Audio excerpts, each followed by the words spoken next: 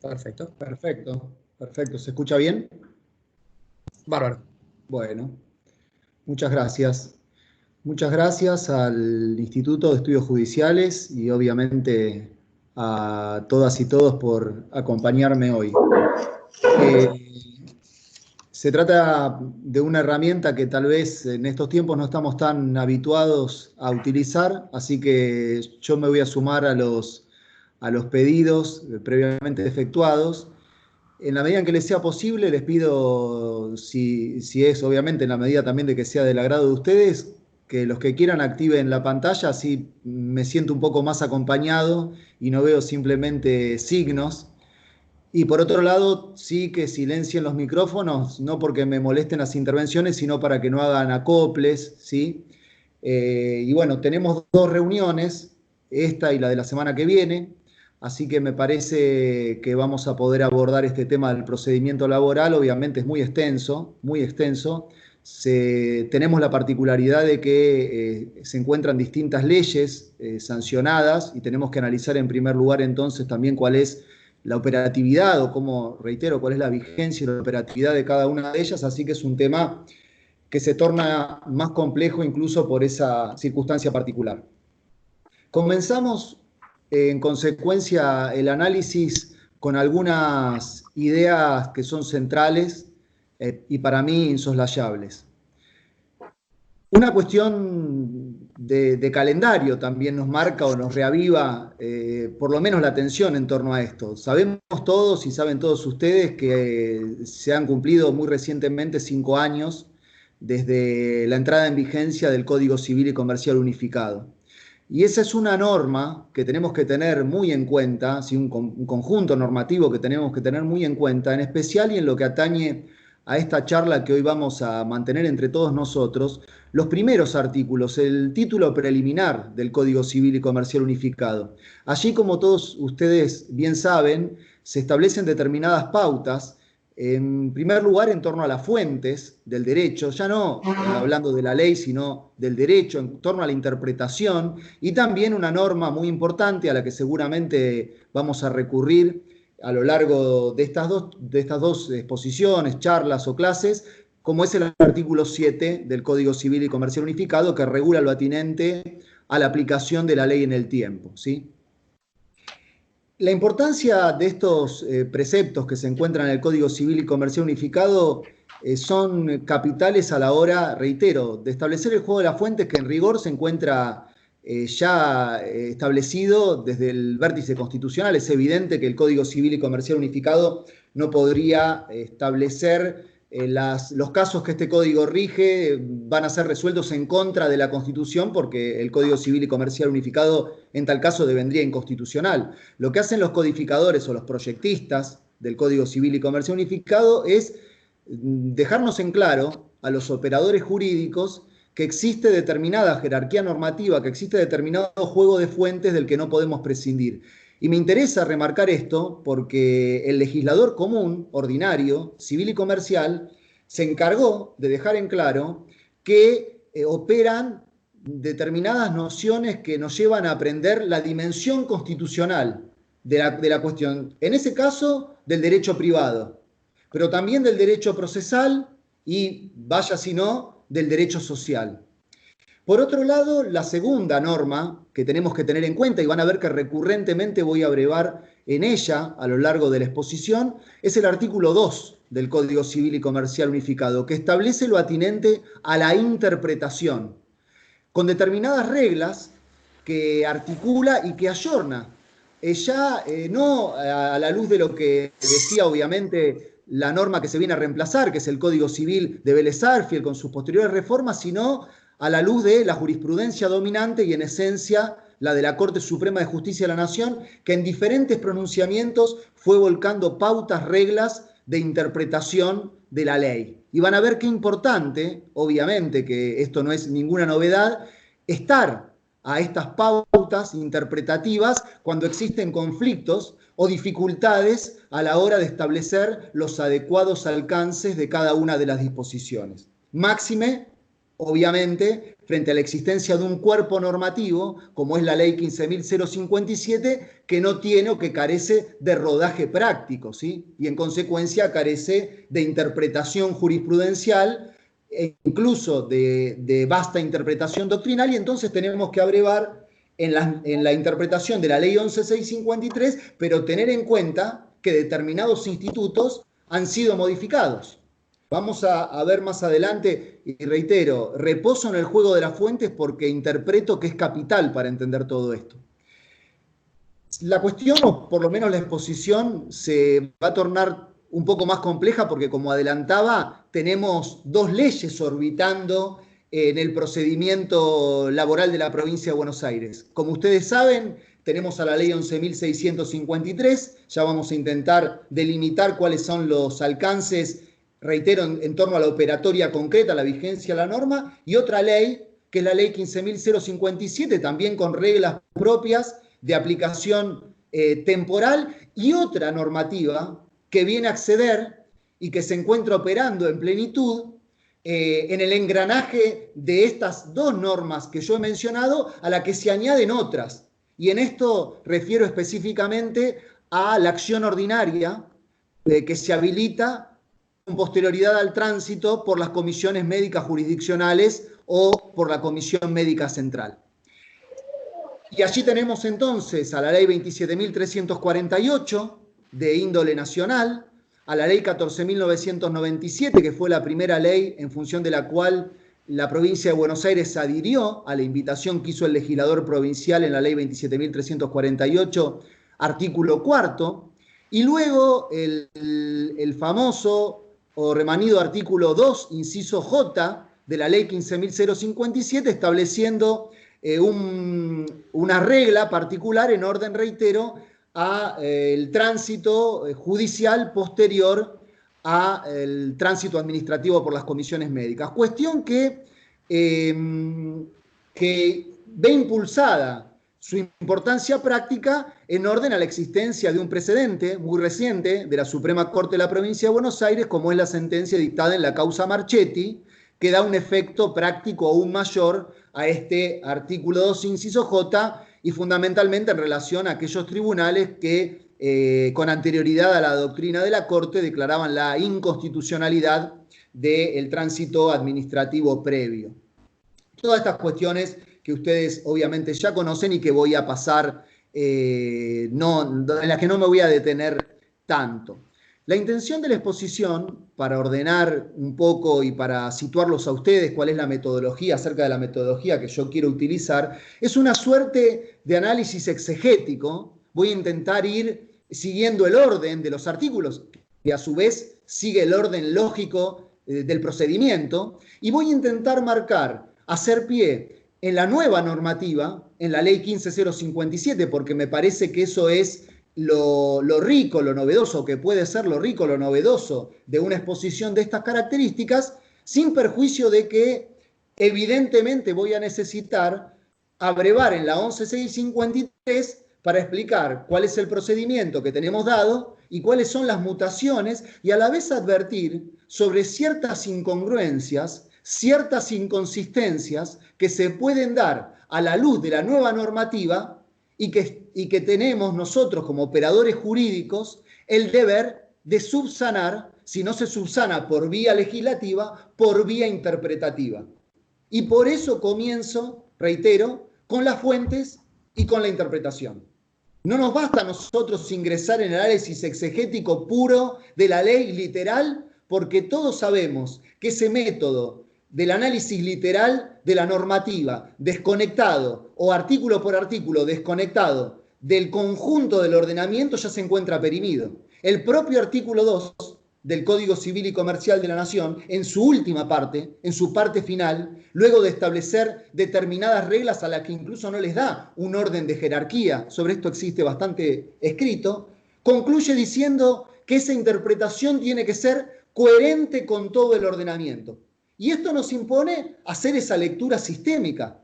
El derecho es un conjunto y las normas se encuentran orbitando dentro de ese sistema que es el derecho todo. Y por eso no pueden interpretárselas, no pueden ser leídas de manera abstracta, Y estas son, entonces, cuestiones muy, muy importantes, trascendentales, ordenadoras, diría yo, que otorgan coherencia a cualquier aplicación e interpretación que se quiera hacer justamente para aplicar las normas. El primer tema trascendente, importante, aunque estoy yéndome al final de la normativa, estoy yendo al final de la ley 15057, pero obviamente es prioritario, se trata de la aplicación temporal de las normas. El debate acerca de cuáles son las disposiciones que se encuentran operativas y cuáles son las disposiciones que se encuentran en su operatoria práctica condicionada a determinadas circunstancias. Ingresamos entonces en esta parcela que es capital. Sin antes advertir que en este derrotero legislativo, como decía hace poco el profesor De Lorenzo en una conferencia que tuvimos oportunidad de ver de manera virtual como una suerte de homenaje a los 5 años de la vigencia del Código Civil y Comercial Unificado, donde disertaron los doctores Lorenzetti y Kemelmacher. El doctor De Lorenzo decía que suele hablarse o suele verse una suerte, y él utilizó esta palabra, hemorragia legislativa, ¿sí? Y es muy gráfica.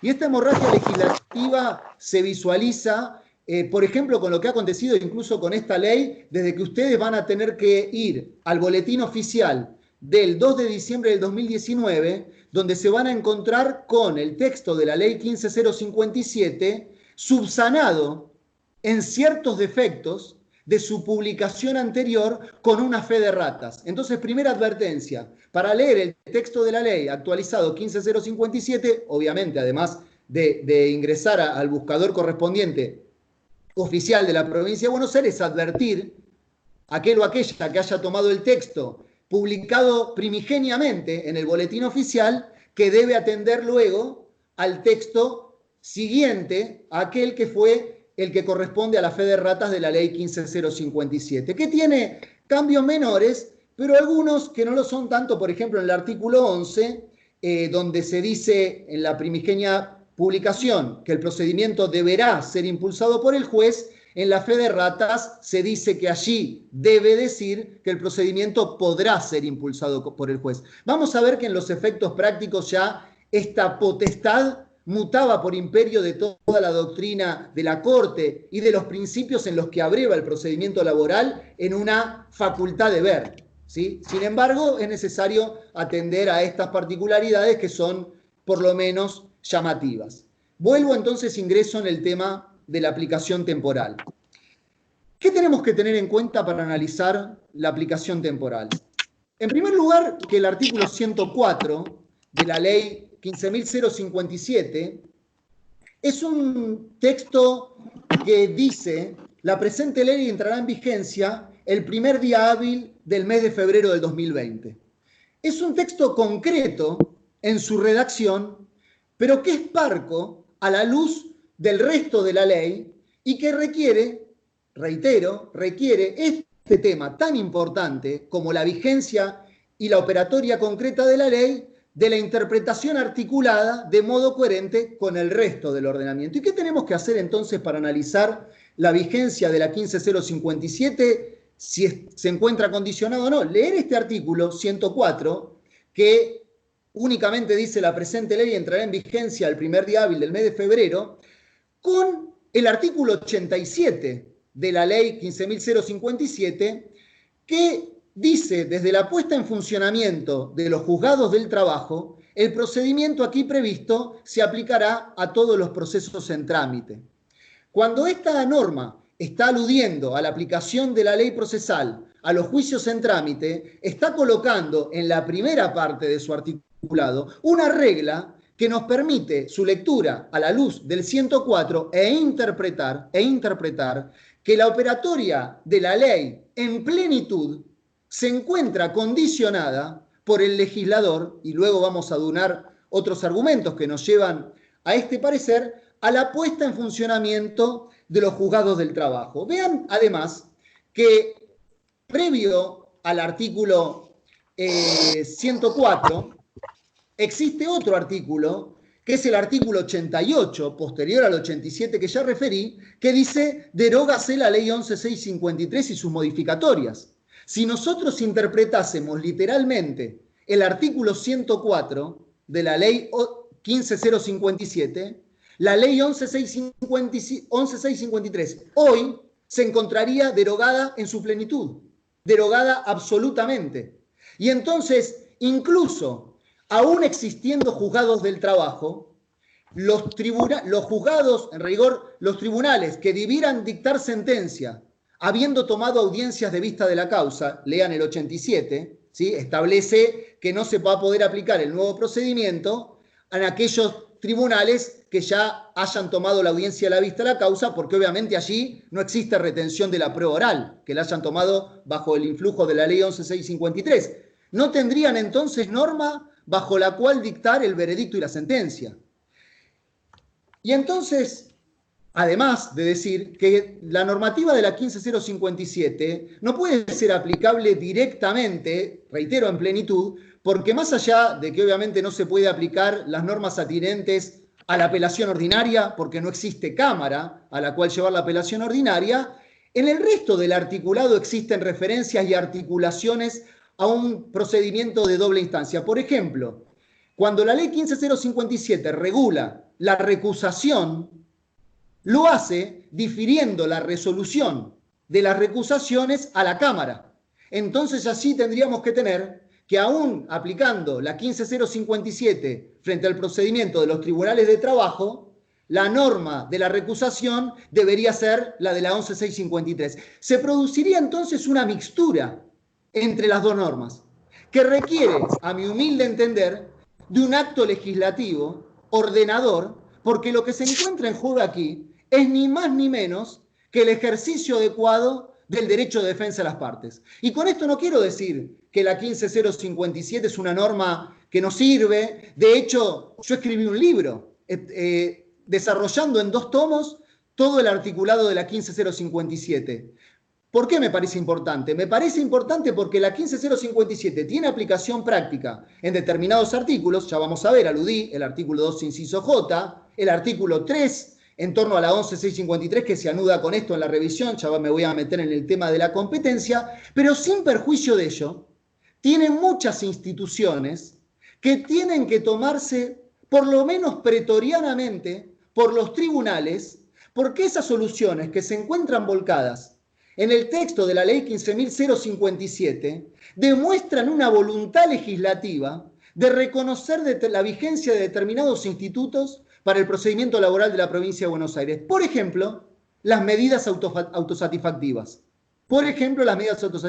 Y otros ejemplos que ya vamos a ver que tienen una importancia práctica, también importante, máxime en la hora actual. El tema, por ejemplo, de las notificaciones no es menor y es de una actualidad evidente. Esto entonces, en primer lugar, para analizar el tema de la aplicación temporal. Vean además que esto que yo estoy exponiendo no es un invento mío. Esta interpretación acerca de esta metodología interpretativa, no hacía falta que enseñara, aunque es bueno, en función de que exista la norma. Por el mail que me mandaron, cliqué ahí. Y además por la función docente que tiene que tener la ley de establecer las cuestiones con claridad, que ya el maestro Alfredo Orgaz, en una nota que titulaba Las palabras de la ley, decía: la interpretación que socapa de claridad no va más allá de la letra se llama en doctrina puramente literal, y es, además de peligrosa, desdeñable. Y enseñaba el maestro Orgaz que el significado de cada norma no se logra por ella sola, sino por todas las otras que pueden ser armónicamente enlazadas con aquellas. Sobre este principio voy a cabalgar a lo largo de las 2 clases que voy a compartir con ustedes. Si no comenzamos entendiendo esta cuestión, nos vamos a extraviar en el camino y vamos a llegar a un destino que, según nos enseñan los modernos codificadores, no es correcto, ¿sí? Entonces, reitero, base fundamental, y el código nos simplifica, y hago referencia, y voy a hacer referencia recurrentemente al nuevo Código Civil y Comercial Unificado, porque el Código Civil pone esto en el pórtico, como decía el profesor Lorenzetti, en su puerta de entrada, en ese título preliminar, donde nos recibe a los operadores del derecho y nos marca las reglas básicas a la luz de lo cual todo lo demás tiene que jugar. Y otra norma muy importante, que es el artículo 52 del Código Civil y Comercial Unificado, y ya van a ver que obviamente voy a ingresar de lleno en el procedimiento laboral de la provincia de Buenos Aires, pero cuando lleguemos al final se van a dar cuenta de la importancia que tiene todo esto, que establece que la persona humana, perdón, el 51, que la persona humana es inviolable y en cualquier circunstancia tiene derecho al reconocimiento y respeto de su dignidad. Y el profesor de Lorenzo dijo en esta conferencia y en algunas otras que este artículo es el 51, pero podría o debería ser el primero. Y que cuando la ley habla del respeto a la dignidad en cualquier circunstancia, también habla de la dignidad de la persona frente a los tribunales, ¿sí? En el procedimiento. Y esto se ata, antes de ingresar de lleno en el análisis exegético del articulado, con algo que enseñó Eduardo Couture en un artículo que publicó en la ley, o que salió publicado en la ley, en el tomo 72. Él decía: todas las libertades son vanas si no se puede reivindicar y defender en juicio y si el ordenamiento de este juicio no se funda sobre el respeto de la persona humana.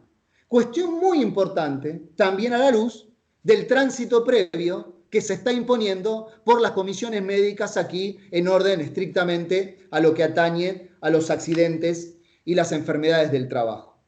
Ingresamos entonces, dichas estas cuestiones o sentadas estas reglas preliminares de entendimiento, en el análisis exegético del procedimiento laboral de la provincia de Buenos Aires. No sin antes hacerles una invitación para encontrar el material al que yo voy a mencionar a lo largo de la charla de los dos encuentros.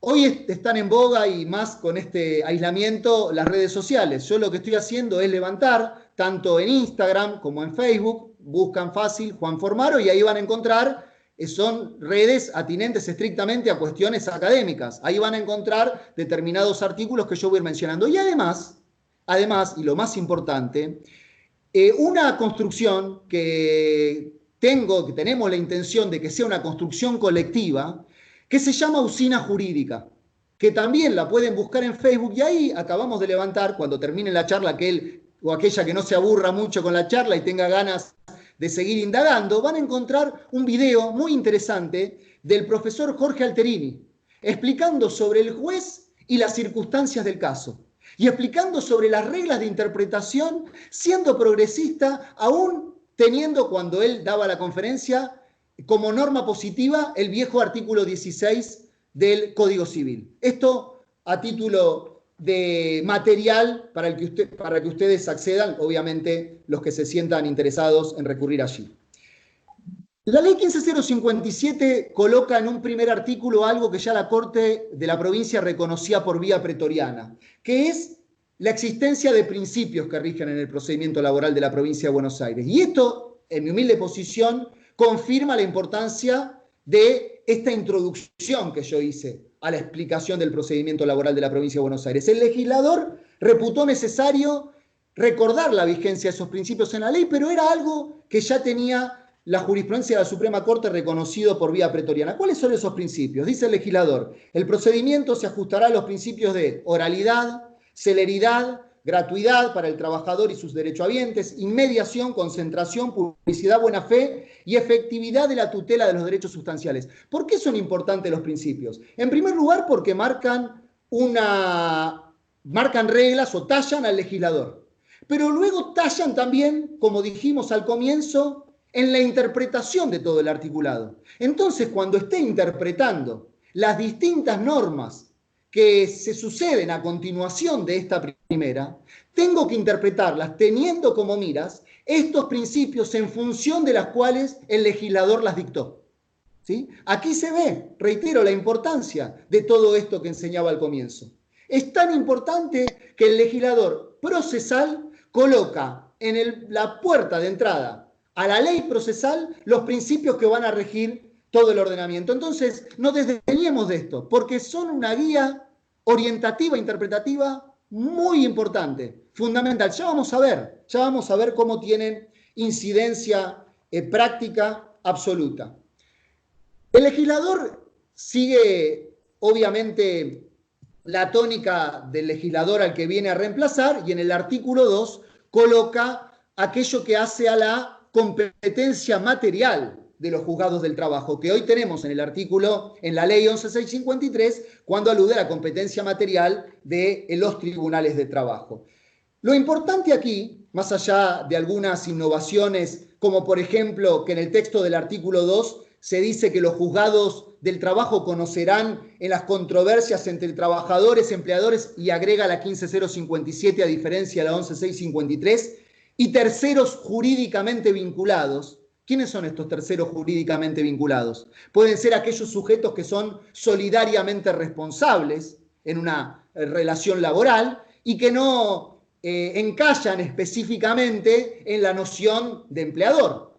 Aunque ya en la jurisprudencia y en la práctica tribunalicia no existían dudas de que estos eran conflictos atrapados por la competencia de los tribunales de trabajo. Tal vez la importancia podría estar para evitar aquella jurisprudencia vacilante de la Suprema Corte de la Provincia de Buenos Aires, por ejemplo, la que decidió remitir a la justicia civil y comercial las acciones por extensión de responsabilidad cuando esas acciones se basaban en normas de la ley de sociedades. ¿Sí? Y allí ustedes conocen que la jurisprudencia de la Corte mutó en su posición. La primera posición restrictiva, es decir, remitiendo esto a la justicia civil y comercial, es la que se explicita en Vera con Ameduri, y la modificación de esa doctrina legal es la doctrina de Ábalos contra Tamargo del 17 de junio del 2017, reconociendo la Corte que lo que importa es que el conflicto abreve que el origen de la controversia sea atinente a un conflicto de índole laboral, más allá de que aquí se estén aplicando normas de la ley hoy, de la Ley General de Sociedades. Bueno, esto de los terceros jurídicamente vinculados también tiene un efecto expansivo que permite abrir la interpretación para no dar lugar a aquellas interpretaciones, valga la redundancia, que son restrictivas y que quitan de la órbita de la competencia de los juzgados del trabajo esta clase de acciones. Pero lo importante, novedoso, trascendental en la hora actual, porque se encuentra plenamente operativo a la luz del artículo 103 de la ley 15.057, incluso antes, desde el primer día hábil de febrero del año 2020, es la revisión, o en rigor, la acción ordinaria que se permite luego del tránsito por las comisiones médicas jurisdiccionales. Y esto sí ya se encuentra en plena vigencia y operativo en todo el territorio de la provincia de Buenos Aires. ¿Cuáles son los temas que me interesa puntualizar en orden a este artículo 2, inciso J? Dos temas importantes que están trayendo conflicto. El tema de la ley de riesgos de trabajo es un tema por su naturaleza caótico. Y allí vaya si se evidencia la existencia de esta denominada hemorragia legislativa, sobre la que hablé al comienzo. El régimen de riesgos de trabajo, interpreto yo, es el paradigma de la hemorragia legislativa. Hemorragia legislativa que ningún médico, ¿sí?, que ningún operador jurídico puesto a la hora de curar ese cuerpo normativo puede cortar, ¿sí? Y ese paciente que es el sistema de riesgo de trabajo está empecinado en cada vez más tener más heridas y no se sabe cómo remediarlas. Para remediar esto, el legislador, para remediar las inconstitucionalidades y para salir al cruce de la 27.348, decide sancionar este artículo 2, inciso J. E incurre en nuevas inconstitucionalidades e incongruencias. Un primer problema es el atinente a la caducidad. El primer tema que está trayendo problemas prácticos es el relativo a los 90 días que supuestamente, según la ley, se otorga para emprender esa acción ordinaria que el legislador local está otorgando. Aquí lo que tenemos que analizar es que cuando se establecen esta cosa juzgada administrativa a la luz del artículo 2J, se cita el artículo 15 de la Ley de Contrato de Trabajo. Y que cuando el artículo 15 de la Ley de Contrato de Trabajo enuncia la cosa juzgada que permite atrapar acuerdos transaccionales, conciliatorios o liberatorios.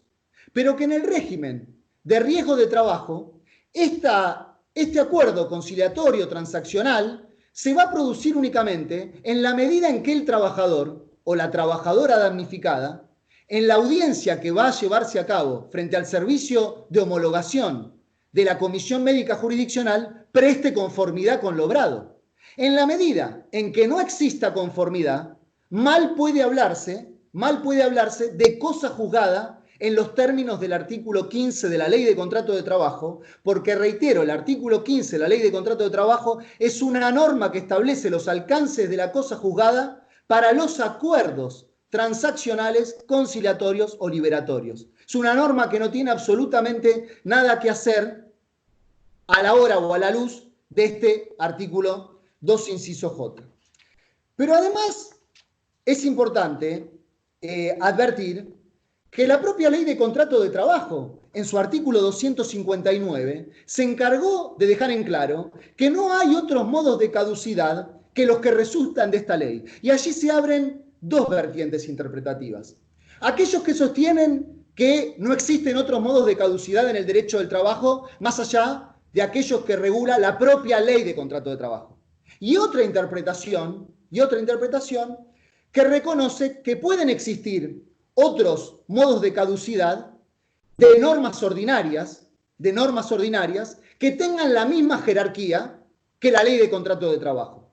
Ahora, lo que no quedan dudas para ninguna de las vertientes interpretativas es de que los legisladores provinciales, las legislaturas provinciales, se encuentran o hayan prohibido, tienen prohibida la posibilidad de dictar normativa que importe por la vía de esta caducidad afectar los derechos de fondo y que en definitiva impliquen pisar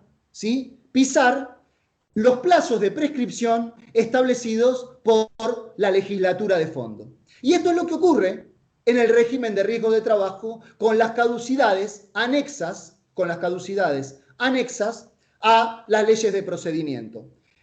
Esto ya lo resolvió postulando la invalidez de estas soluciones la Corte Suprema de Justicia de la Nación. Dos precedentes muy importantes a tener en cuenta. Shelmex contra Poder Ejecutivo de Mendoza y García contra Provincia de Entre Ríos. ¿De qué se trataba en esos casos? Se trataba de normas dictadas por cada una de esas provincias, la provincia de Mendoza y la provincia de Entre Ríos, en función de la cual se quería poner un límite temporal para que se inicie la acción de repetición del artículo 794 del Código Civil, del anterior Código Civil, violando en los hechos el plazo de prescripción que fijaba el 4023 del Código Civil.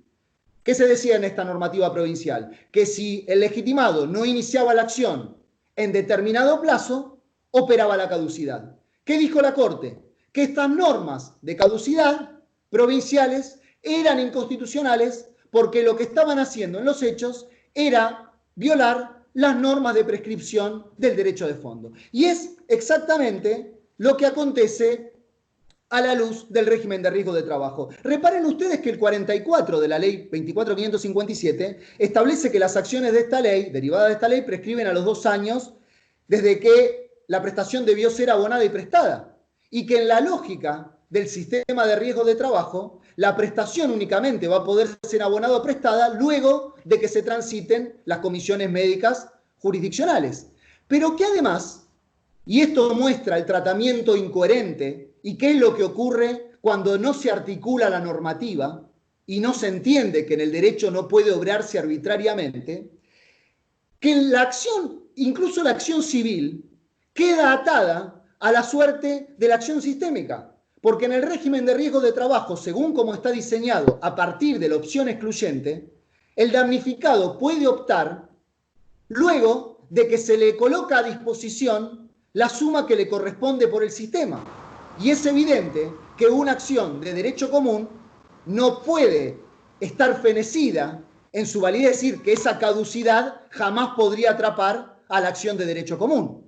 Entonces allí se produce un conflicto entre el sistema y el derecho común porque el legislador se encuentra obcecado en soluciones que son incongruentes e inconciliables entre sí, y coloca la opción excluyente, y coloca un tránsito administrativo, y luego coloca una acción ordinaria, y coloca un plazo de caducidad, y en esa mezcla que hace, pisando órdenes provinciales y órdenes federales, colocando distintas normas de competencia que atañen a lo territorial, y ya vamos a ver qué es el otro problema, genera este caos interpretativo, que se resuelve únicamente volviendo a las fuentes, poniendo coherencia en el sistema y dándonos cuenta. Yo decía ayer o antes de ayer en una charla que tuve ocasión de dar, que voy creciendo, ¿sí? En años, y me voy dando cuenta de la importancia de las naturalezas jurídicas.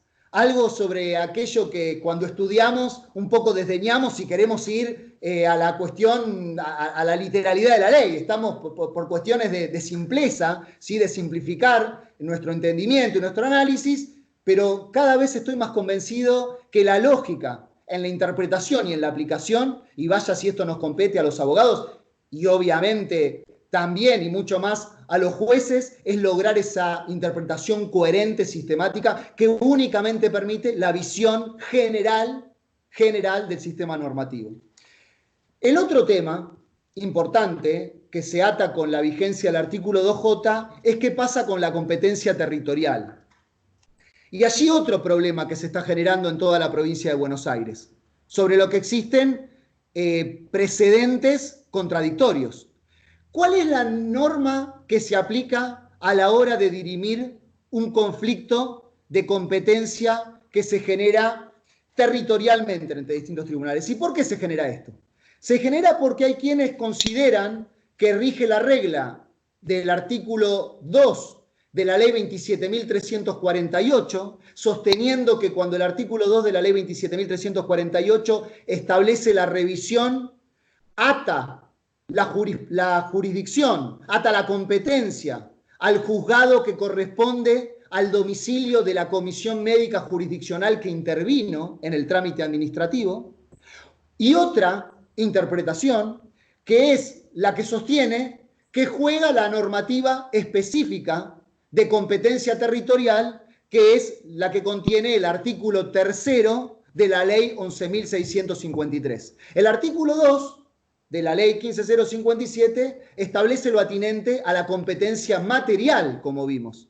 La competencia territorial en la justicia provincial del trabajo se encuentra regida por el artículo 3 de la ley 11.653 y se encuentra regida o se encontrará regida por el artículo 3 de la ley 15.057. Y estas normas, a diferencia del artículo 2 de la ley 27.348, establece una triple opción en favor del trabajador. Ya lo conocemos. Triple opción que no se identifica con la alternativa que se da cuando uno está al domicilio de la comisión médica jurisdiccional que intervino. Y además otra cuestión a tener en cuenta, que es la diferencia que existe entre la 15.057 y la 11.653. En la 15.057, artículo 3º, sobre competencia territorial, que ya les dije, a mi entender, ese artículo 3 de la 15.057 no está vigente, el que está operativo es el 3 de la 11.653, en la 15.057 se dice que la competencia territorial es improrrogable, ¿sí? En la 11.653 esto no es así. En consecuencia, los tribunales de trabajo de la provincia de Buenos Aires no pueden declararse incompetentes en razón del territorio de manera automática, de manera oficiosa. Únicamente podrán dirimir su competencia si el legitimado pasivo, cuando se presenta al juicio, opone la correspondiente excepción. La cuestión mutará cuando se encuentre operativa en plenitud la 15.057, porque allí sí el precepto dice que el juzgado se puede, o la competencia territorial es improrrogable. Al ser improrrogable, esto lleva a que el juzgado pueda considerarse incompetente oficiosamente si se ha violado la competencia territorial que a él le corresponde. Lo llevo y le hago la traducción y simplifico la cuestión. Lo que estoy queriendo decir es que si hoy un tribunal se declara incompetente porque sostiene que él no es el tribunal al que le correspondiente al domicilio de la comisión médica jurisdiccional que intervino, está violando la ley 11653 y está violando la doctrina legal de la Suprema Corte de la Provincia de Buenos Aires, que dice esto que yo decía antes, ¿sí? Que la competencia territorial es prorrogable. En la medida en que no se encuentre operativa la 15057 en plenitud, los tribunales de trabajo no pueden declararse incompetentes de oficio. Por eso, muchos conflictos de competencia territorial que se están generando, porque los tribunales oficiosamente se declaran incompetentes, son erróneos o parten de un error que es necesario remediar para evitar los efectos perniciosos que tienen esos conflictos de competencia, que implican violar el derecho de fondo e implican violar los principios de la ley. Porque si dijimos que rige la celeridad y la propia Suprema Corte, cuando dicta Marchetti, dice que lo importante es dar celeridad, no pueden gestarse o cohonestarse conflictos negativos de competencia que importen quitar al trabajador del juzgado o del tribunal que ha elegido para iniciar el trámite de la acción ordinaria que el legislador le reconoce. Y en un artículo doctrinal que vamos a pasar, luego voy a averiguar si el Instituto de Estudios Judiciales puede remitirlo, si no se halla en estas redes que yo mencionaba al comienzo, que escribimos con el doctor Diego Barreiro, y otro artículo que escribimos sobre la caducidad también con él. Este artículo acerca de la competencia territorial, es un artículo que salió publicado en el diario La Ley. Nosotros explicamos acerca de estas alternativas, de que rige la triple opción de la ley 11653, pero que además, para evitar esos conflictos de competencia, hay que interpretar que juega aquí la cuarta opción.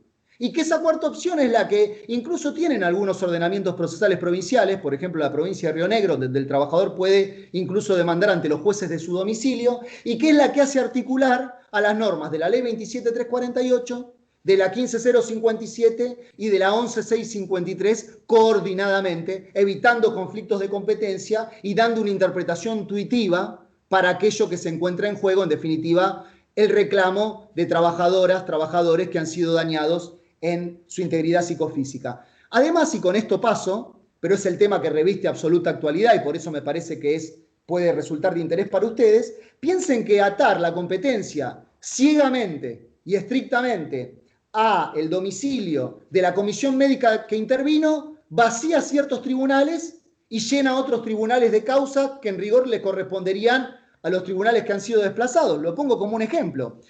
Un trabajador que se domicilia en Tandil, por ejemplo, tiene que ir a la Comisión Médica Jurisdiccional de Azul, cuando en Tandil hay Tribunal de Trabajo.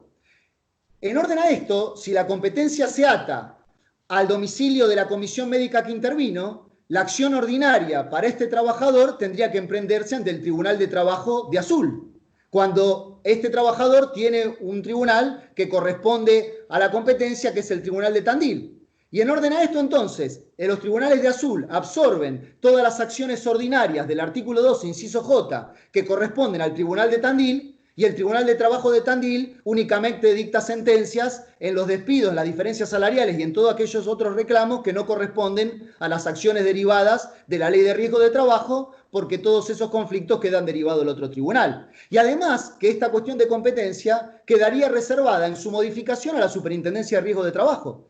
Le bastaría a la Superintendencia de Riesgo mover la sede de la Comisión Médica Jurisdiccional para alterar todo el mapa judicial de la provincia de Buenos Aires. Obviamente que esto es inadmisible, porque la distribución territorial de los pleitos responde a cuestiones de política legislativa y de política del Poder Ejecutivo con el estudio de determinadas variables, de litigiosidad, de población y de otra serie de cuestiones que no puede resolver desde una oficina de la Superintendencia de Riesgo del Trabajo un poder administrador del Poder Ejecutivo diverso del poder correspondiente a cada una de las provincias. Me parece que esta cuestión, vista así, no debería merecer mayores controversias y seguir, reitero, generando conflictos de interpretación. Sigo para hacer este análisis, suerte de análisis exegético arbitrario. ¿Por qué análisis exegético arbitrario? Porque no me voy a detener en todas las normas del procedimiento laboral de la provincia de Buenos Aires. Voy a aludir a las más interesantes en cuanto a la novedad. Voy a aludir a aquellas sobre las que me parece importante señalar algunas cuestiones que nos llevan a tener que recurrir o abrevar en otra normativa para interpretarlas articuladamente. Y con esto digo otra cosa que omití señalar al comienzo, pero que es muy importante. Los que tienen años transitando el procedimiento laboral de la provincia de Buenos Aires lo conocen sobradamente, pero no está de más referirlo. Y aludo a la necesidad de recurrir a las normas del Código Procesal Civil y Comercial. Porque nosotros sabemos que en la ley 11.653, y lo mismo sucede en la 15.057, no tenemos para llenar los vacíos del régimen procesal una remisión directa artículo por artículo a la norma del Código Procesal Civil y Comercial, como sí existe en la ley 18.345. Cuando el artículo 155 de la 18.345 establece qué normas se van a aplicar del régimen procesal civil y comercial al ordenamiento laboral, hace una remisión expresa al articulado. Aquí la remisión es una remisión general que se ata a los principios. ¿Por qué se ata a los principios? Porque pone un límite. Dice, se va a aplicar la normativa del Código Procesal Civil y Comercial en todo aquello que concuerde con las reglas del procedimiento laboral, pero además, esto agrega la 15.057, con el derecho de fondo laboral. Y esto no es menor, esto es muy importante que esté consagrado, aunque debiera extraerse implícitamente, razonablemente del ordenamiento. Lógicamente que la normativa procesal no puede ser el vehículo para agraviar las reglas de fondo del derecho que tiene que transitar por ese juicio del que el procedimiento va a ser, o las normas procedimentales van a ser el andarivel para llegar a buen puerto. Y además, tener en cuenta no solo estos primeros artículos del Código Civil y Comercial, sino otros artículos del Código Civil y Comercial, porque sabemos también que el moderno legislador ha incursionado mucho más que el legislador al que vino a reemplazar, o que el código al que vino a reemplazar, en materia procesal. No voy a profundizar sobre el debate acerca de si el legislador de fondo sustancial puede regular cuestiones procedimentales porque está violando las autonomías provinciales, porque sobre esto ya existe mucha jurisprudencia de la Corte, que como ustedes saben tanto como yo, ha convalidado estas soluciones en la medida en que las normas de fondo, ¿sí? o esas reglas procedimentales que se encuentran en las normas de fondo van a venir a permitir que se tornen operativos los derechos de fondo. Ese va a ser el límite. Cuando el legislador quiere que determinada institución, que determinada regla efectivamente se torne operativo y que no exista duda en torno a ello, se permite que se consagren cuestiones procedimentales que invaden lo procedimental en la normativa de fondo. Y esta cuestión no es menor, como decía antes, y no es menor otra serie de alteraciones que han aparecido a la luz del Código Civil y Comercial Unificado y que la ley 15.057 lamentablemente no ha tenido en cuenta. La ley 15.057 es una ley posterior al Código Civil y Comercial Unificado. Sin embargo, no ha ingresado en cuestiones que el Código Civil y Comercial han puesto sobre la mesa, en cuestiones que el debate del Código Civil, que el debate doctrinal y jurisprudencial del Código Civil y Comercial han puesto sobre la mesa. Algunos ejemplos. La carga dinámica de la prueba en materia de responsabilidad civil cuando se encuentra en juego la culpa. Artículo 1735 del Código Civil y Comercial Unificado, estableciendo que el juez debe dar un aviso. Si se dicta una norma procedimental posterior al Código Civil y Comercial Unificado, lo que hay que hacer es tomar el guante de aquello que la doctrina puso sobre la mesa, y es que dijo que los ordenamientos procesales no se encontraban preparados para esta norma de fondo. Bueno, el ordenamiento procesal, que es posterior a esta norma de fondo, tenía que tomar esto y dar un carril propicio para que el juez pudiera aplicar esa solución que el derecho de fondo le está trayendo. Otro ejemplo es todo el debate acerca de la acreditación de la personería. Y sobre esto yo estoy en San Isidro y en San Isidro existe incluso un plenario de la Cámara Civil y Comercial debatiendo o fijando la posición acerca de si el poder, a efectos de acreditar la personería en un expediente, requiere de la intervención o de su existencia en un instrumento público o puede hallarse meramente otorgado en un documento privado. Y eso se resolvió, las posiciones de los distintos tribunales reposaron en qué decía el Código Procesal Civil y Comercial, artículo 46, artículo 47. La ley procedimental de la provincia de Buenos Aires, posterior en el tiempo al Código Civil y Comercial unificado, no toma en cuenta esta cuestión, ¿sí? Dicta otras reglas, pone otras soluciones, pero prescindiendo, en muchos casos, ya vamos a ver y vamos a hacer un recorrido de esto. ¿Esto quiere decir que la ley no se puede aplicar? No. Esto quiere decir que inexorablemente tenemos que trabajar con el Código Procesal Civil y Comercial de la Provincia de Buenos Aires, con la Ley 15057 y con el Código Civil y Comercial de la Nación, cuestión que era obvia, que es más que obvia, pero que voy a demostrar en su importancia a lo largo de la exposición. Sobre el artículo 3, ustedes ya lo conocen, la cuestión importante a resaltar es este último párrafo que establece que la competencia territorial de la Justicia Provincial del Trabajo es improrrogable. Ya dije que esto es una modificación, una alteración en torno a lo que ya existía en orden a la 11.653. Se mantiene la triple opción que se establece en favor del trabajador y aquí también juega el Código Civil y Comercial Unificado, porque sabemos que el Código Civil y Comercial Unificado en su artículo 73 establece una noción de domicilio que es distinta o permite tomar como noción o como domicilio un domicilio distinto al domicilio que se extrae de la noción propia del domicilio, que es el lugar en el cual la persona reside habitualmente. Y entonces se ata en el segundo párrafo del artículo 73 del Código Civil y Comercial Unificado y se dice que la persona se domicilia en el lugar, para el cumplimiento de las obligaciones emergentes de su actividad en el lugar donde la desempeña.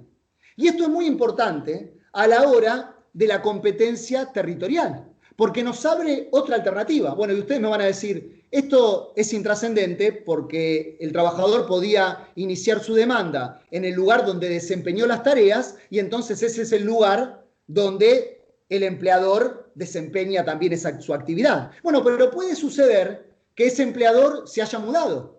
Y si el empleador se ha mudado, y si es una persona física, es importante advertir que reside no únicamente donde él habita, ¿sí?, como persona humana, sino que en la noción de domicilio relacionada con su actividad comercial, con su actividad empresarial, es esta.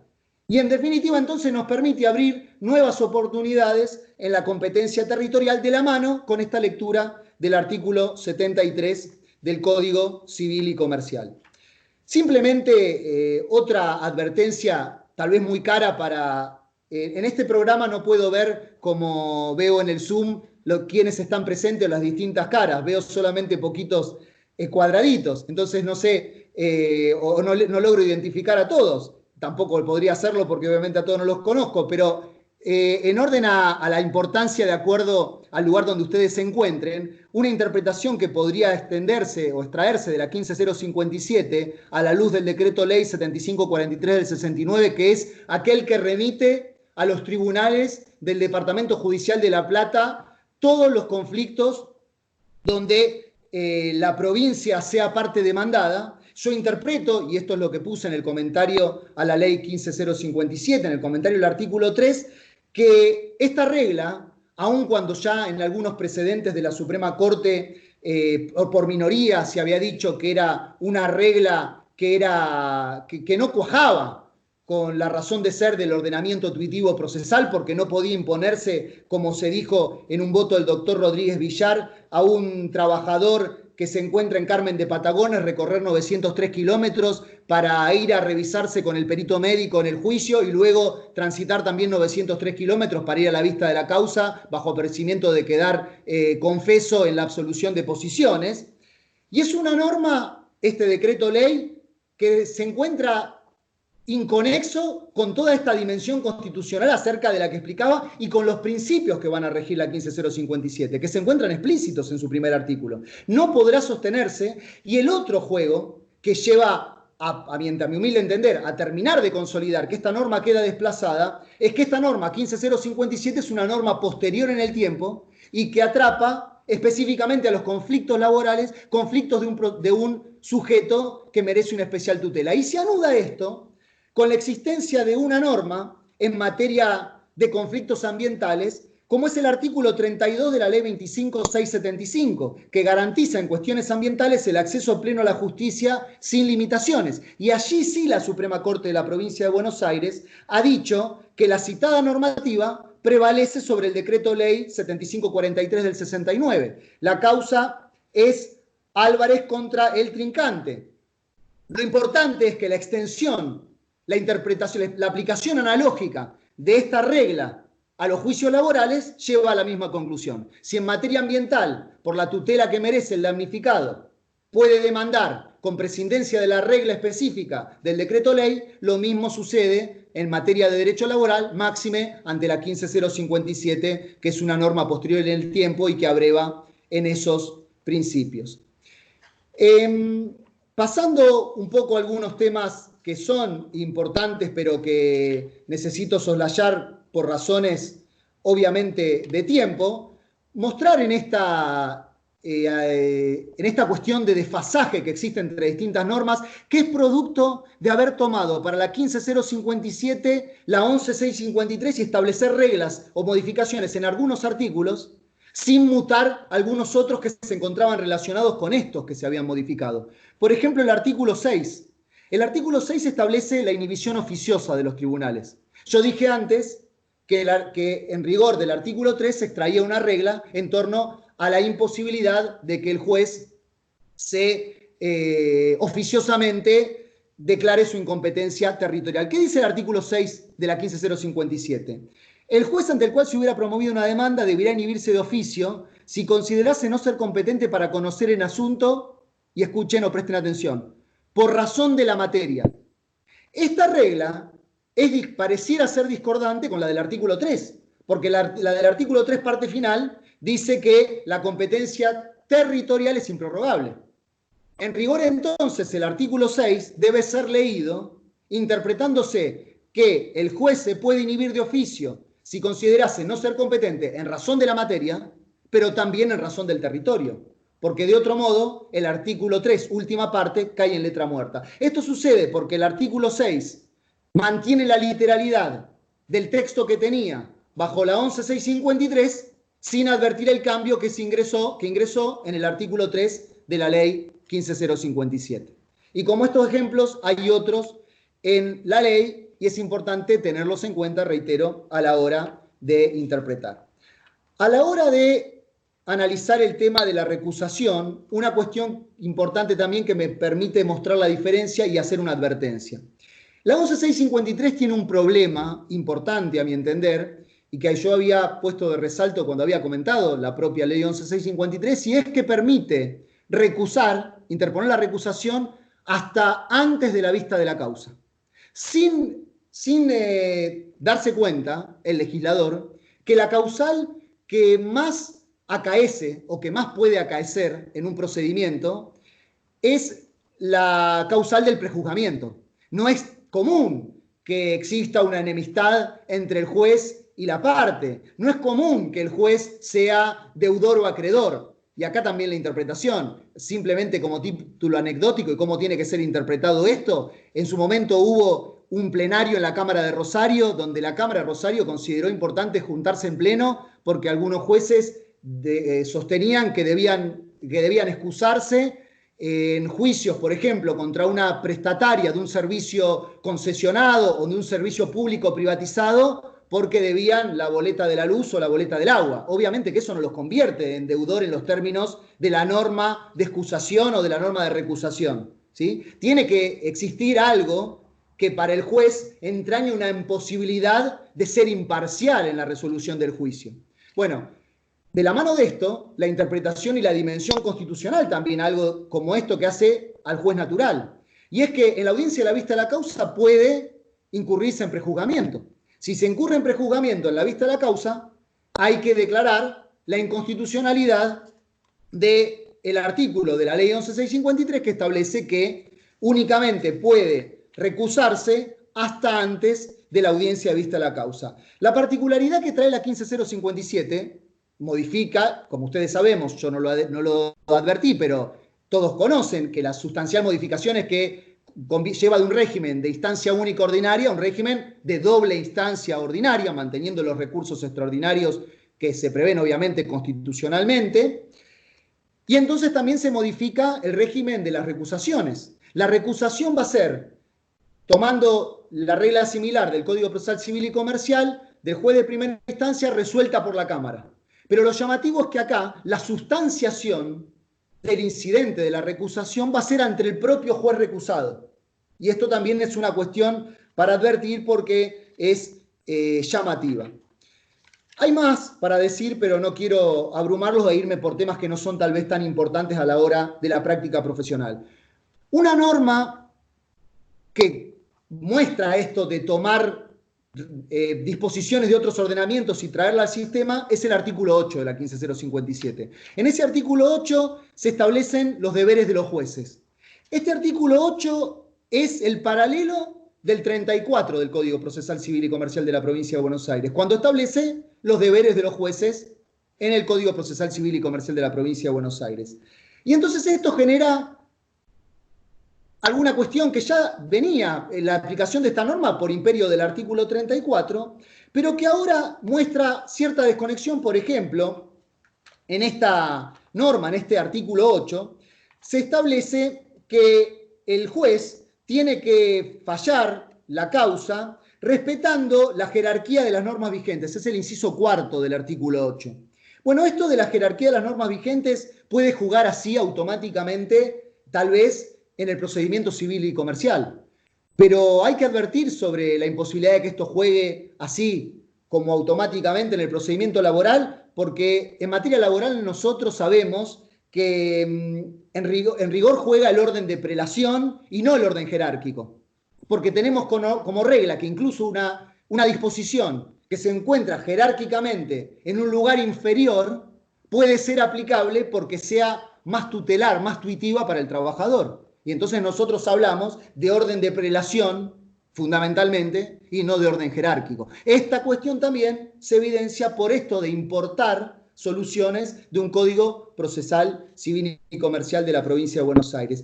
Algo muy importante y que tiene incidencia sobre los plazos y que tiene incidencia sobre el actuar o tendrá incidencia sobre el actuar de los jueces, es qué ocurre con la doble instancia y los plazos que se instauran acá y que ya estaban en la 11.653 para dictar las resoluciones. Bajo la vigencia de la 11.653, la Suprema Corte, la doctrina de la Suprema Corte, dijo que eran inaplicables al procedimiento laboral las reglas del 167 del Código Procesal. ¿Qué es esta regla del 167? La regla del 167, en materia procesal civil y comercial, establece que si el juez no dicta la sentencia dentro del plazo que tiene fijado y que unos días antes no informa a la Suprema Corte de que se encuentra próximo a vencer y que necesita una prórroga, perderá automáticamente la jurisdicción para entender el enjuicio. ¿Qué ha dicho la Suprema Corte analizando esto con relación a la índole laboral? Ha dicho que esta solución no se podía aplicar y lo hizo por razones más bien prácticas. ¿A qué advenía esto? A que como en el procedimiento laboral de la provincia no existe retención de la prueba, si yo hago perder automáticamente la jurisdicción al juez que se demora en su voto, se pierde el material rendido en la vista de la causa, que o haciendo una analogía con esta expresión que se utiliza respecto de la voluntad, únicamente se encuentra in mente retenta, ¿sí? El juez lo tiene dentro de sí y no se encuentra expuesto en ningún acta y hoy, hasta ahora, no, en una videograbación. En consecuencia, eso acarreaba graves conflictos para el justiciable. Sin perjuicio de ello, la doctora Kogan y el doctor Soria, en disidencia, sostuvieron que estas eran normas de índole procesal constitucional que tenían que ver con qué. Y vean cómo se anuda con lo que dije al principio, con la celeridad, que hace a los principios, que hace a la razón de ser de que el juez expida en término. Lo importante de esto es que, y esta es mi posición, de que a partir de que se encuentre operativo plenamente la 15057 ya no va a poder sostenerse esta doctrina de la Suprema Corte. Y ya no va a poder sostenerse entonces que los plazos que establecen las leyes son para las partes para plantear sus cuestiones y no para los jueces para resolverlas, como dice la doctrina de la Corte. Porque al haber retención de la prueba, al haber videograbación, ya no existe el problema práctico por el cual la Corte dijo que no se aplicaban estas reglas del artículo 167 y 168. Paso a otro tema de interés: el impulso procesal y la caducidad de instancia. La regla del artículo 11 se mantiene, y lo que es necesario advertir acá son dos cuestiones. Una que vierto, que comparto con ustedes a título de interpretación doctrinal. Recurrentemente se sostiene que frente a la ejecución, frente a la etapa de ejecución, cesa el impulso oficioso. Esto es una importación arbitraria del artículo 46 de la 18345, que sí efectivamente dice el impulso de oficio cesará en oportunidad de practicarse la liquidación. Ni el artículo 49 de la 11653, ni el artículo 60 de la 15057, que es la norma que reemplaza al 49 de la 11653, establecen eso. Obviamente que los tribunales, para poder cumplir en plenitud y adecuadamente con este impulso oficioso, deberán estar dotados de los recursos necesarios para poder obrar de ese modo. Obviamente no estoy desconociendo la situación en la que se trabaja en la provincia de Buenos Aires, ¿sí? Pero quiero poner esto de resalto porque el texto de la ley no modifica y no toma el 46 de la 18345. Y el otro tema es que, como la Corte ha dicho recurrentemente, para que exista caducidad de instancia, no basta el mero desentendimiento de la parte por el plazo que establece la ley, sino que en función de los principios que rigen el procedimiento, tiene que haber para el tribunal o para el juzgado imposibilidad de obrar.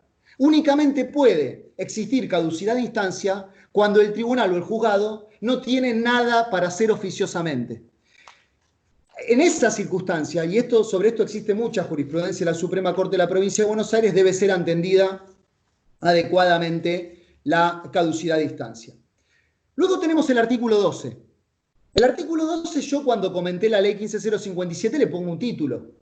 La ley no tiene títulos como tiene para cada artículo, por ejemplo, el Código Civil y Comercial, entonces como autor, a efectos editoriales, uno pone una aclaración. ¿Y yo qué le puse? Deberes especiales del juez laboral. ¿Por qué puse deberes especiales del juez laboral? Porque antes no teníamos en la ley de procedimiento al artículo que ahora vamos a tener, el artículo 8. Los deberes del juez estaban en el Código Procesal Civil y Comercial. Ahora ya tenemos, entonces en este artículo 12 debería haber sido o estar incorporado en el 8 o ser el artículo 9. Sin embargo, se mantiene en el 12. ¿Y qué es en el 12? Los otros deberes que tiene el juez laboral, algunos de los cuales están en el 1, otros de los cuales están en el 8 y que se reiteran acá, porque se reitera la norma que estaba en la 11653, que dice: deberá ordenar de oficio las medidas convenientes para el desarrollo del proceso, realizar cualquier diligencia necesaria para evitar nulidad, ya está en el otro, y esto es lo importante. Y también tiene amplias facultades de investigación, pudiendo ordenar las medidas probatorias que estime pertinentes, respetando los principios de congruencia, bilateralidad y defensa. Y aquí advertir sobre dos precedentes de la Corte, a los efectos prácticos de la charla. Uno, Amuchastegui con Murchison, del 18 de septiembre del 2002, y otro, Atencio contra Somisa, del 29 de diciembre del 99. En el primero, el tribunal se hallaba frente a una pericia contable que había sido poco clara y el perito no había brindado las explicaciones suficientes. El tribunal rechaza el reclamo y la Suprema Corte dice que no es admisible el derrotero de los magistrados que para la dilucidación del caso limitan y reducen la posibilidad de arribar a una precisa y eficaz solución, prescindiendo de la facultad de investigación que tienen a la luz de ese dictamen que era oscuro. Lo mismo pasa en Atencio contra Somisa ahora frente a un dictamen médico, que era oscuro en un tema muy importante en materia de accidente y enfermedad del trabajo, como es la relación de causalidad. ¿Qué hizo el Tribunal de Trabajo? No siendo clara la prueba de la relación de causalidad, porque el perito había hecho un dictamen que era oscuro, el tribunal obró rechazando la demanda. La sentencia fue dejada sin efecto por la Corte, ¿Qué dijo? En función del artículo 12, usted no puede rechazar la demanda por oscuridad del dictamen pericial en orden a la relación de causalidad, sino que tiene que hacer uso de esta facultad que en rigor es una facultad de ver, como decía el maestro Morelo, y pedir las aclaraciones del caso. Por eso se suele decir que las medidas para mejor proveer son una de las formas más puras de canalizar las facultades investigativas que la ley de procedimiento explícitamente coloca en cabeza de los tribunales de trabajo. El artículo 14 de la ley establece lo atinente a las nulidades, se mantiene el régimen que ya conocemos, podríamos decir mucho, pero no quiero aburrirlos, cansarlos. Tengo intención en esta primera clase de llegar, no vengo muy bien con el tiempo, y eso que estoy tratando de hablar bastante rápido, pero de llegar hasta la producción de la prueba, hasta antes de la audiencia preliminar, y luego seguir en la segunda clase con la audiencia preliminar hasta el final del procedimiento. Voy a una norma muy importante, que es el artículo 16, que es la atinente a las notificaciones, y marcar algunos temas sobre los que necesariamente tenemos que advertir.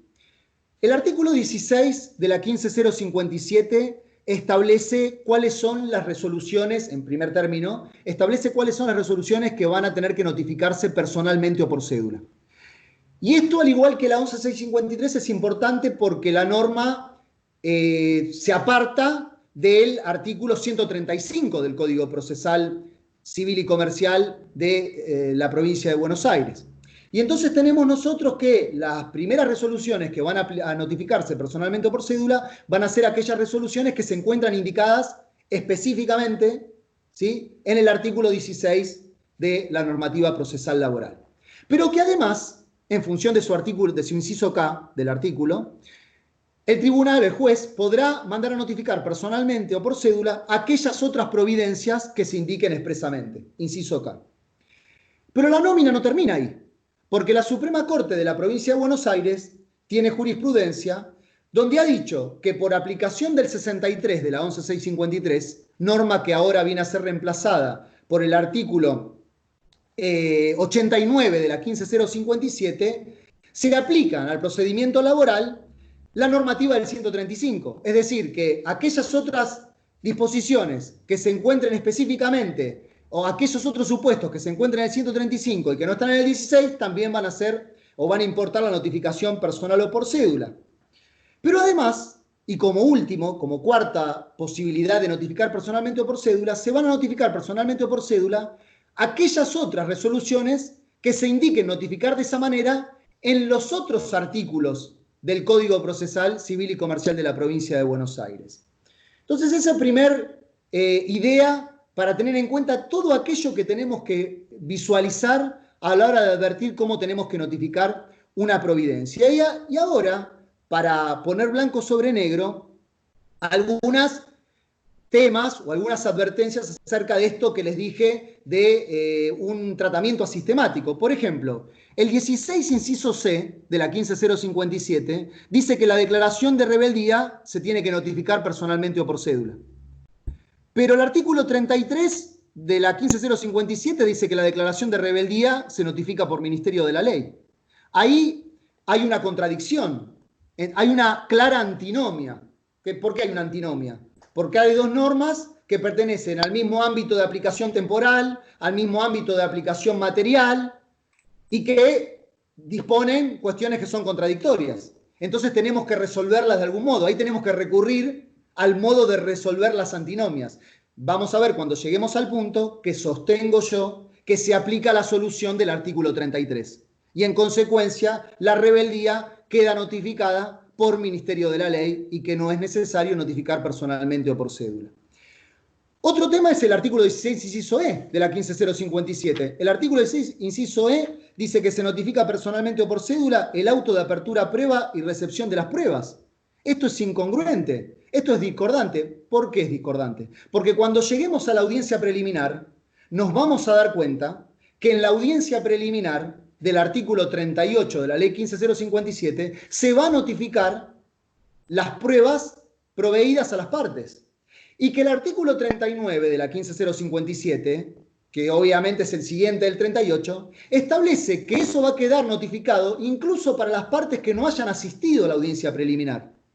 Mal puede entonces establecerse la notificación personal o por cédula de algo que se tiene que notificar personalmente en el acto de la audiencia y que queda notificado tácitamente aún para aquellos que no se apersonan a la audiencia preliminar. Esto se pone en función de la celeridad y esto muestra que el artículo 16 quedó redactado así porque calca las soluciones que tenía el 16 con la 11653.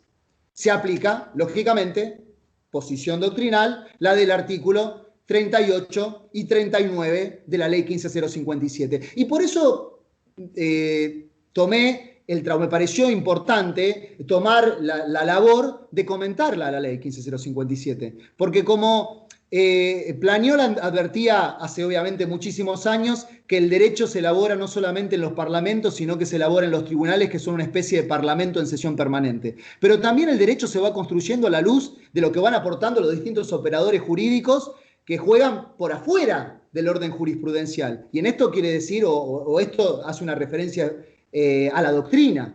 Y entonces es importante, y por eso hablo de esto, que nosotros debatamos, que nosotros pensemos estas cuestiones, porque hacen a conflictos prácticos que necesitamos desactivar a la hora de que juegue con plenitud la ley 15057. El inciso G de la ley del artículo 16 dice que se notifica personalmente, que se notifican con la sentencia definitiva la liquidación. Esto también trae un problema, porque eso puede servir para un procedimiento de instancia única ordinaria, como tenemos hoy con el Tribunal de Trabajo, donde el tribunal dicta la sentencia, el actuario practica la liquidación y esto en conjunto se notifica a las partes y que para que la parte condenada, si quiere ir por un recurso extraordinario a la Corte, puede efectuar el depósito previo. Pero carece de sentido, como vamos a ver cuando analice el artículo 59 de la 15057, practicar una liquidación con la sentencia de primera instancia cuando esa sentencia de primera instancia puede ser modificada por la Cámara. Y entonces la solución coherente, razonable, articulada, es que en primera instancia se practicará la liquidación si la sentencia de primera instancia queda firme. Y que en Cámara el actuario practicará liquidación cuando la Cámara dicte la sentencia, porque allí la parte deberá necesitar el monto de la condena para ir por recurso extraordinario y hacer el depósito previo que la ley sigue imponiendo. Como trato de hacer advertir, reitero, tenemos que tener en cuenta todo el articulado. Cuando estoy analizando el 16, estoy viendo cuál es la regla que se impuso en el 59 y estoy analizando si hay una doble instancia o hay una única instancia. Las normas no pueden entenderse aisladamente. Esto es lo que quiero o intento que sea el pequeño valor, si se puede o si ustedes me permiten, en la charla. Tratar de advertir, reitero, sobre estas cuestiones, sobre esa necesaria visión y lectura completa del ordenamiento. De lo contrario vamos a llegar, y es una expresión no muy jurídica, a callejones sin salida. Vamos a tomar una solución, vamos a creer que estamos en lo correcto porque vamos al texto explícito frío de la ley y vamos a advertir luego, al llegar al final de ese camino, que nos encontramos con una pared. Avanzo. La norma también reconoce, como ya se encontraba reconocido antes, la posibilidad de notificar por acta notarial. Y lo importante entonces acá, ir al 310 y 311 del Código Civil y Comercial. Muchas preguntas que se suscitan en la práctica. ¿Cómo es esta notificación por acta notarial? ¿Es necesario que el requirente esté en la diligencia? ¿Es necesaria que la persona requerida firme? ¿Es necesario que haya testigos? Bueno, todo eso lo resuelve el artículo 311, donde se recoge lo que decía la doctrina. No es necesario que esté el requirente, la firma de la persona no es requerida, sí la invitación a firmar, y no son necesarios testigos porque obviamente la fe pública es unipersonal y exclusiva del notario. Y esto lo digo porque es importante, más aún ahora, más allá de que podemos pedir que se notifique en esta situación excepcional por vía de una carta documento, pero tal vez no quieren correr en albur de qué ocurra con esa carta y tienen alguna demanda importante que consideren necesario notificar con intervención de un notario, y en la medida en que el notario tenga habilitada su función notarial en la jurisdicción respectiva, podrían recurrir a esta solución. En el artículo 17 se reitera la solución que ya estaba en la ley 11.653 y se deja sentado que los plazos son perentorios e improrrogables. Y esto es importante, porque esto, perentoriedad e improrrogabilidad de los plazos, va de la mano con los principios del procedimiento, va de la mano con la celeridad fundamentalmente. Y el plazo es perentorio cuando es preclusivo, cuando es fatal, cuando una vez vencido importa perder para la parte el derecho que ha dejado de usar y no requiere de ninguna declaración especial. El plazo se considera precluido porque ha vencido, porque ha fenecido. Y además es improrrogable porque no puede extenderse. Y esto nos lleva de la mano con algo que tiene mucha importancia práctica y que también extraigo de una sentencia de la Suprema Corte. En algún precedente se presentó la situación de que las partes estaban negociando luego de una sentencia dictada y el tribunal suspendió los plazos. Cuando luego de no llegar a un acuerdo, la parte interesada interpuso un recurso extraordinario, la Corte dijo que el recurso había sido interpuesto fuera de término porque los plazos en la Ley de Procedimiento Laboral son perentorios e improrrogables, artículo 17, y que como enseñaba Carneluti, la suspensión del plazo es singularmente análoga a la prórroga del plazo. Suspender un plazo es, por analogía, prorrogarlo. Y esto entonces hay que tenerlo muy en consideración y debería tenerse en consideración también si se incita alguna modificación legislativa, si se quiere propender alguna conciliación de un pleito cuando no se encuentre ese pleito con sentencia, obviamente, mientras no se encuentre con sentencia firme, porque de lo contrario hay que estar advertido sobre esta doctrina emanada de la Suprema Corte de la Provincia de Buenos Aires. Congruente con los principios, sí podrían las partes abreviar los plazos. Sí podrían las partes abreviar los plazos, no podrían las partes extender los plazos. En torno a las medidas cautelares, algo muy importante, considero yo muy importante, es que aquí sí hay un cambio muy importante en la 15.057. La 15.057, la 11.653 tenía una mecánica, una redacción general que hacía pie en la posibilidad del dictado de medidas cautelares cuando fuera necesario resguardar el derecho invocado, en cualquier estado del juicio y aún antes de iniciada la demanda. La 15.057 en el artículo 18 no alude a ello, ¿sí? Prescinde de ello e ingresa directamente a tratar, o trata únicamente, los supuestos que se encontraban en el 209 a 212 del Código Procesal Civil y Comercial, que son los que de Lázari denominó los supuestos dispensados.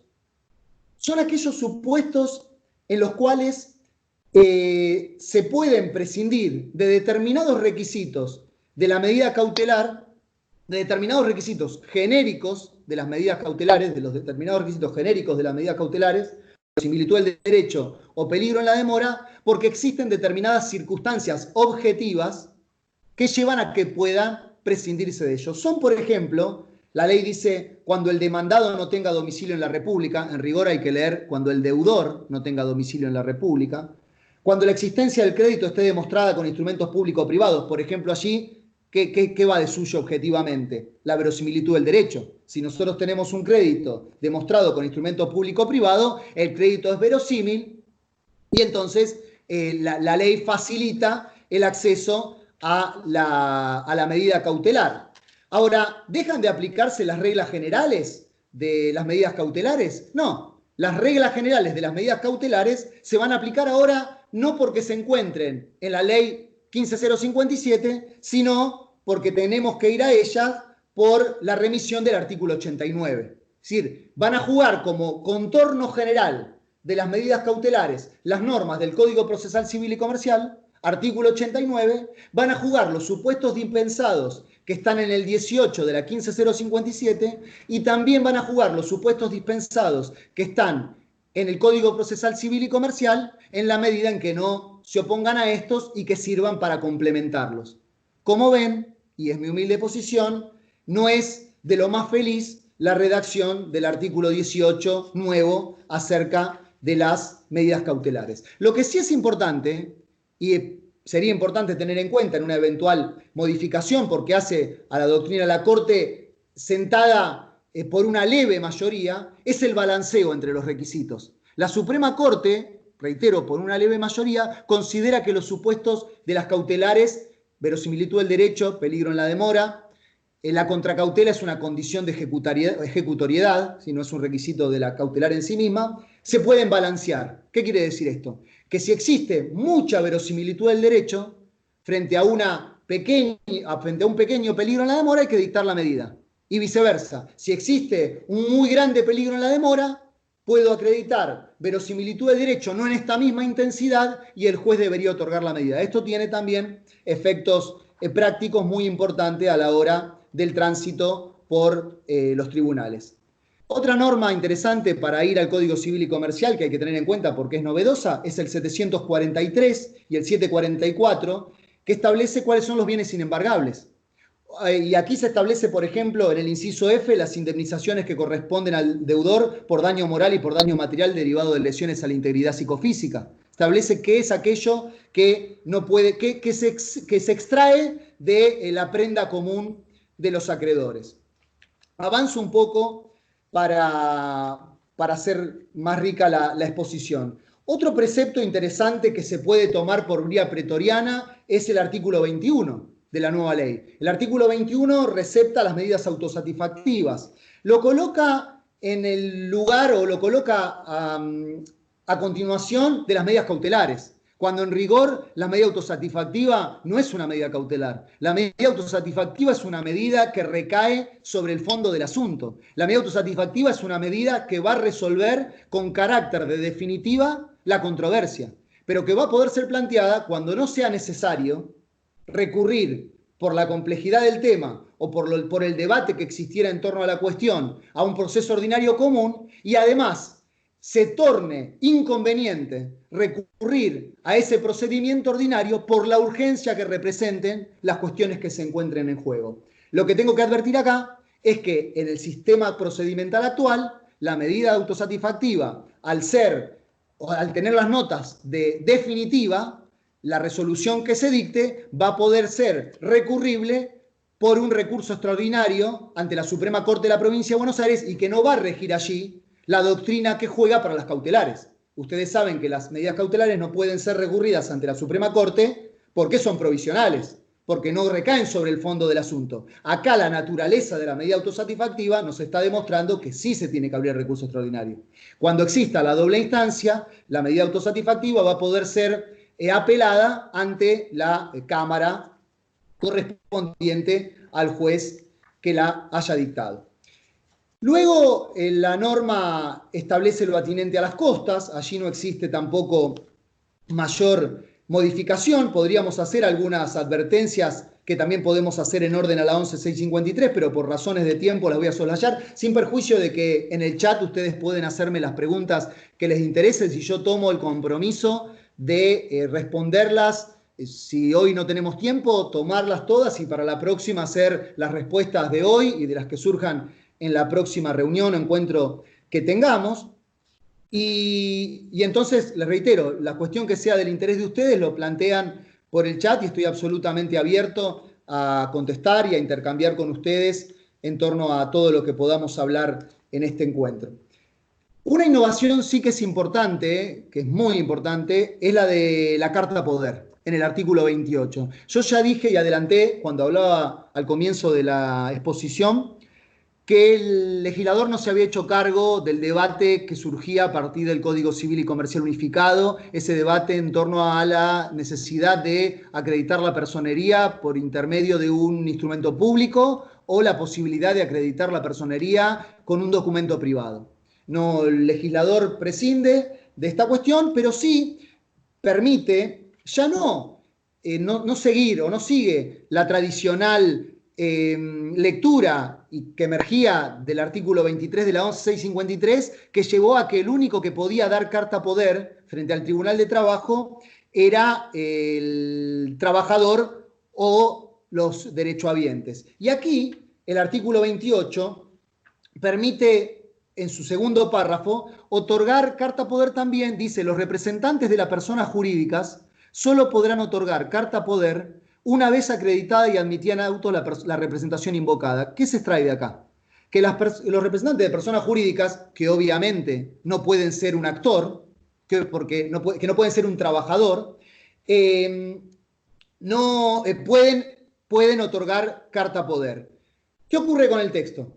No se alude a las personas humanas que pueden ser demandadas. Y en consecuencia, la lectura orgánica, razonable, coherente, articuladora, lleva a decir que las personas humanas van a poder otorgar carta poder, las personas humanas demandadas, van a poder otorgar carta poder haciendo lo mismo que tiene que hacer la persona humana demandante, que es constituirse ante el juzgado del trabajo con su documento de identidad y acreditar justamente su identidad con ese instrumento. Y que los representantes de las personas jurídicas podrán otorgar carta poder, pero solo una vez que se encuentre acreditada y admitida en juicio la representación que se invoque. Deberán ir con los instrumentos pertinentes, acreditar esa representación y luego, con esa representación acreditada, otorgar la carta poder y, reitero, allí valerse de esta facultad que anuda con la gratuidad. Sigo avanzando porque voy bastante atrasado. El artículo 29 reconoce la figura del gestor que también teníamos en la normativa anterior y que no suscita mayores novedades. Reitero, las dudas que emerjan acerca de la figura del gestor, si se puede recurrir a la figura una sola vez, si se puede recurrir en cualquier circunstancia. No quiero profundizar sobre esto porque son todos temas ya suficientemente conocidos, que hay que estudiar a la luz del Código Procesal Civil y Comercial, advirtiendo que allí existe otro texto y que acá hay una solución concreta de la Ley 11.653 y que habrá una solución concreta de la 15.057. Entonces, que hay que apartarse del Código Procesal Civil y Comercial, que es distinta también la solución a la del Código Procesal Civil y Comercial de la capital, donde sí se ponen límites a la posibilidad de utilizar esto una vez. Cuestiones sobre las que reitero, no quiero profundizar para no transitar temas que ya están bastante remanidos, pero quedo abierto a las preguntas que ustedes me puedan hacer.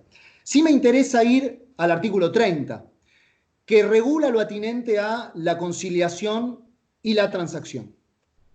En ese artículo 30 existe una modificación con respecto al 25 de la 11.653, que es el artículo, el paralelo. Si yo fuera un avesado diagramador, o por lo menos alguien que se animara a diagramar un PowerPoint, lo que debería hacer para que sea más ilustrativa la charla es hacer un comparativo entre las dos normas y ahí sería más evidente esto que estoy intentando demostrar. Pero si hiciéramos ese comparativo, por lo menos idealmente, o ustedes lo hicieran en sus escritorios, en sus casas, deberían tener el artículo 25 de la Ley 11.653 y en paralelo el artículo 30 de la Ley 15.057. Y ahí van a ver que la norma sustancialmente se aparta de su antecedente en la medida en que únicamente permite intentar al juez la conciliación con posterioridad a la audiencia preliminar.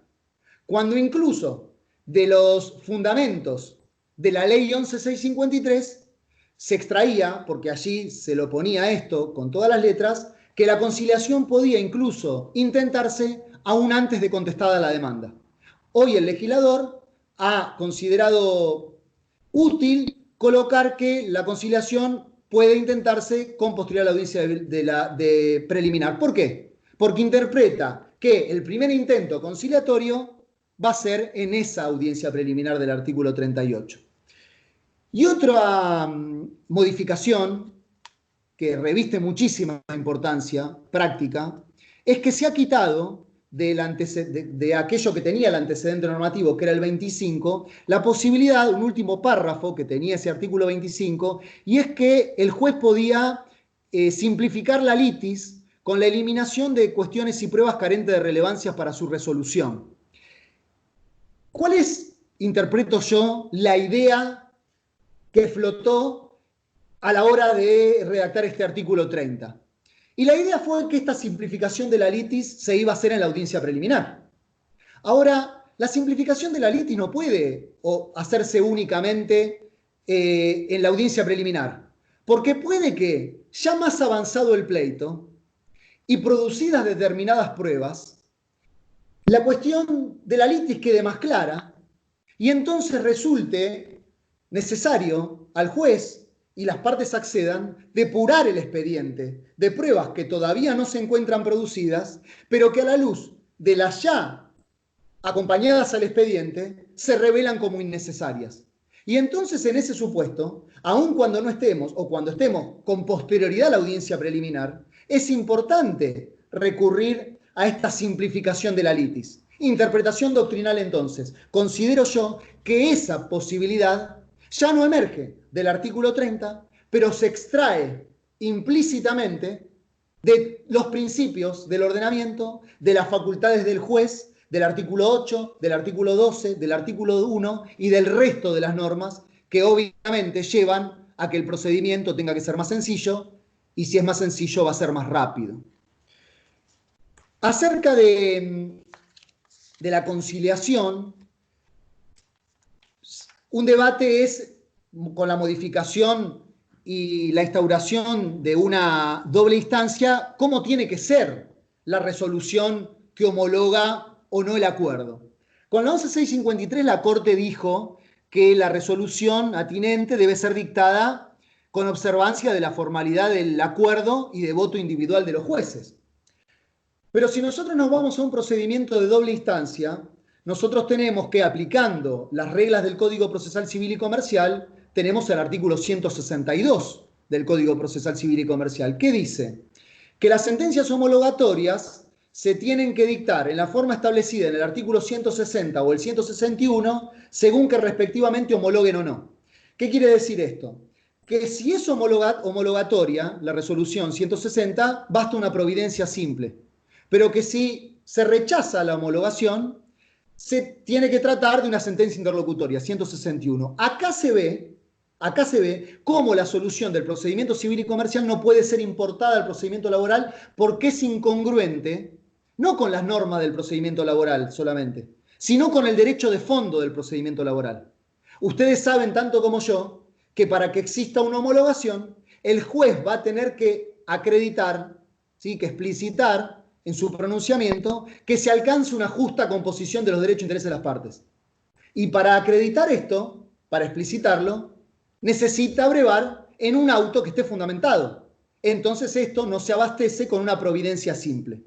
Con la interpretación coherente de las normas de fondo y las normas de forma, concluimos entonces que la resolución que homologue el acuerdo deberá tener las características de un auto fundado y que no podrá recurrirse a la norma del Código Civil y Comercial de la provincia de Buenos Aires.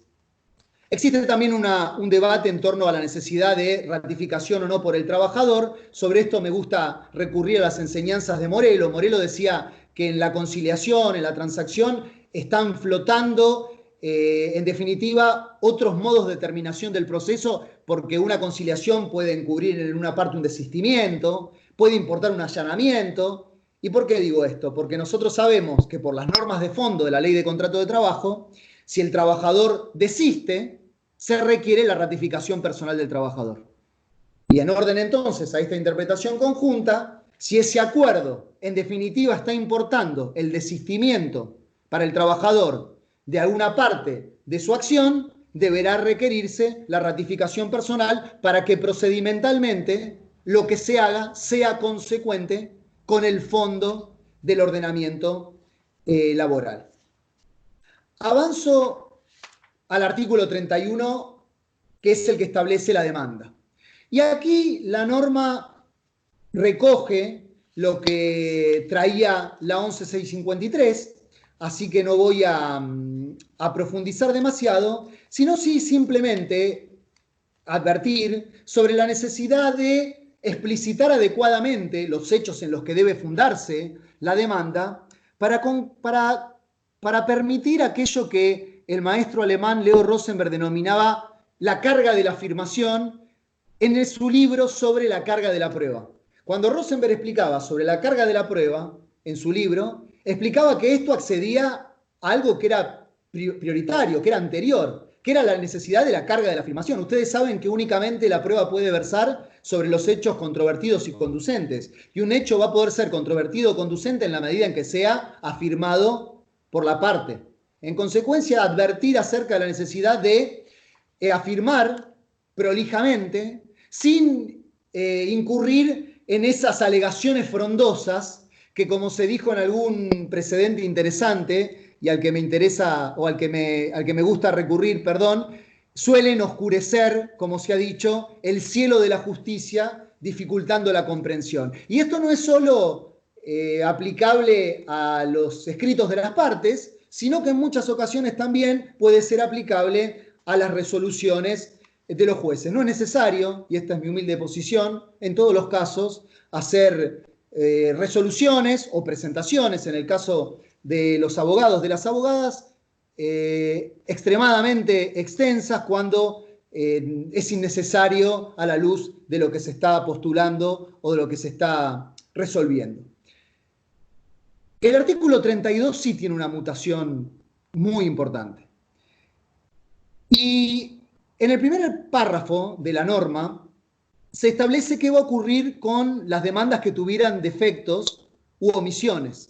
Se dice que deberán ser salvados dentro del 5º día bajo apercibimiento, y esta es la modificación, de tener por no presentada la demanda sin más trámite ni recurso. Esto obedece a copiar la solución que prevé el artículo 67 de la ley 18345 de la Capital Federal, que también dice que prevé como sanción, ya no como decía la 11653 o como dice la 11653 en el artículo 27, imponer el archivo de la causa, sino tener por no presentada la demanda. Y este tener por no presentada la demanda ha traído muchísimos problemas prácticos. Ha traído un problema práctico que debió ser resuelto incluso por la Corte Suprema de Justicia de la Nación acerca de la aptitud de la demanda que se había tenido por no presentada para interrumpir la prescripción. ¿Qué pasaba con esa demanda cuya sanción por su defecto, en función del defecto, era que se tenga por no presentada? Bueno, esto de que se tenga por no presentada, además, viola la celeridad y la economía procesal, que ya dijimos que eran los principios del procedimiento, porque una demanda que se archiva, se saca de archivo y no hay que volver a sortearla. Y además que esto podría permitir, si no está bien trabajado desde una mesa receptora de expedientes, el forum shopping, ¿sí? Que se tenga por no presentada una demanda y que la parte inicie otra para mutar el tribunal que le ha tocado en primer término como juez natural. Les aclaro que la jurisprudencia de la Corte Suprema dijo que debía entenderse que esto encuadraba en el 3986 porque mostraba la voluntad de la parte de reclamar y entonces tenía virtualidad interruptiva porque encuadraba en lo que el Código Civil aludía a la demanda defectuosa, solución que se aplica, esa doctrina que se aplica a la luz del 2546 del nuevo Código Civil y Comercial. Es decir, más allá de que se haya puesto esto de que se tendrá por no presentada, cabe considerar que esa demanda que se tuvo por no presentada sirve para los efectos interruptivos.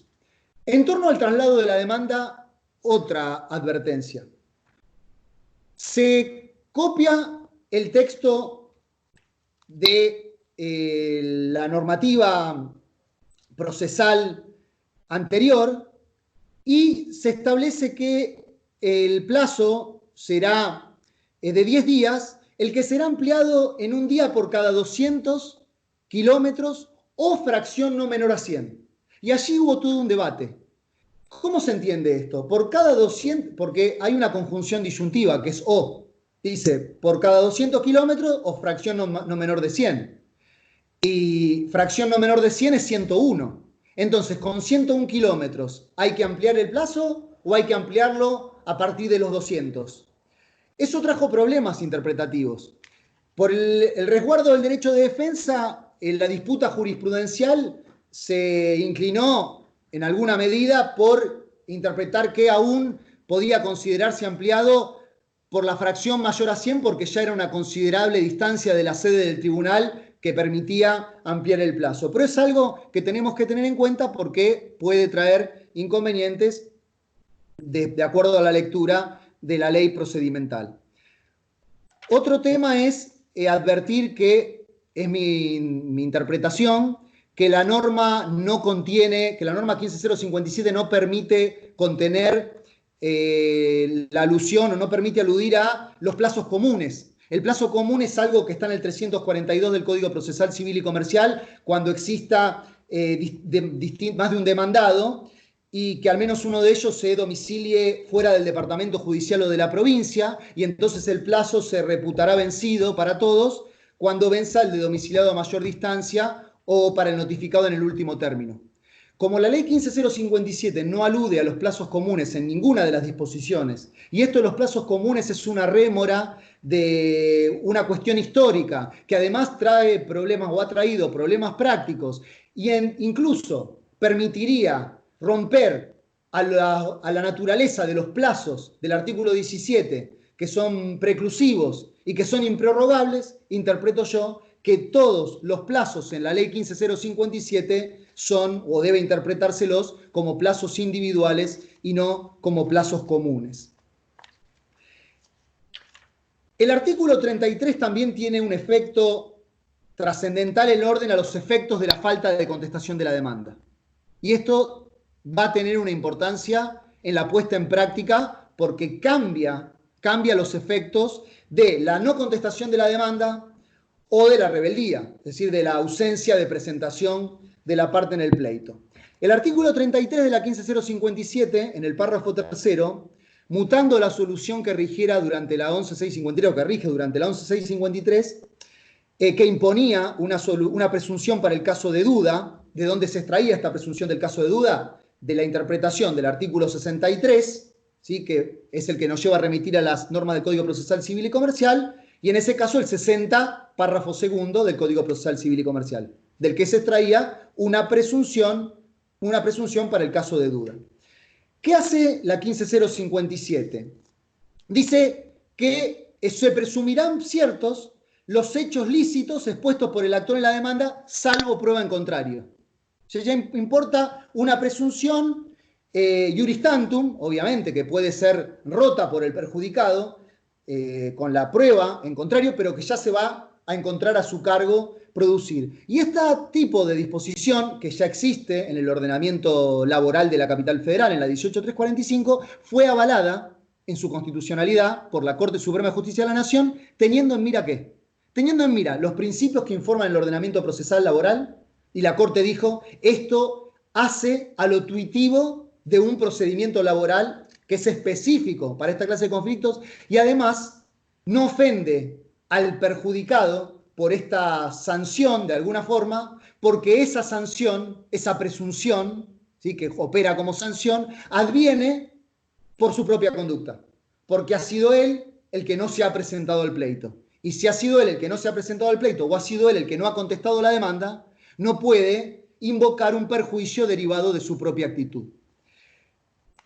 Además, esta solución es lógica porque sería absurdo considerar probados o no controvertidos los hechos que son negados en general, pero que no son negados en particular, y esto es lo que emerge del artículo 354, inciso primero del Código Procesal, que dice que los hechos no negados expreso y puntualmente podrán ser tenidos por aceptados, y no extraer este mismo efecto de la falta de cualquier tipo de negativa, ya no de una negativa genérica. Cuando uno no se presenta o cuando no contesta la demanda, ya no existe ni siquiera la negativa general.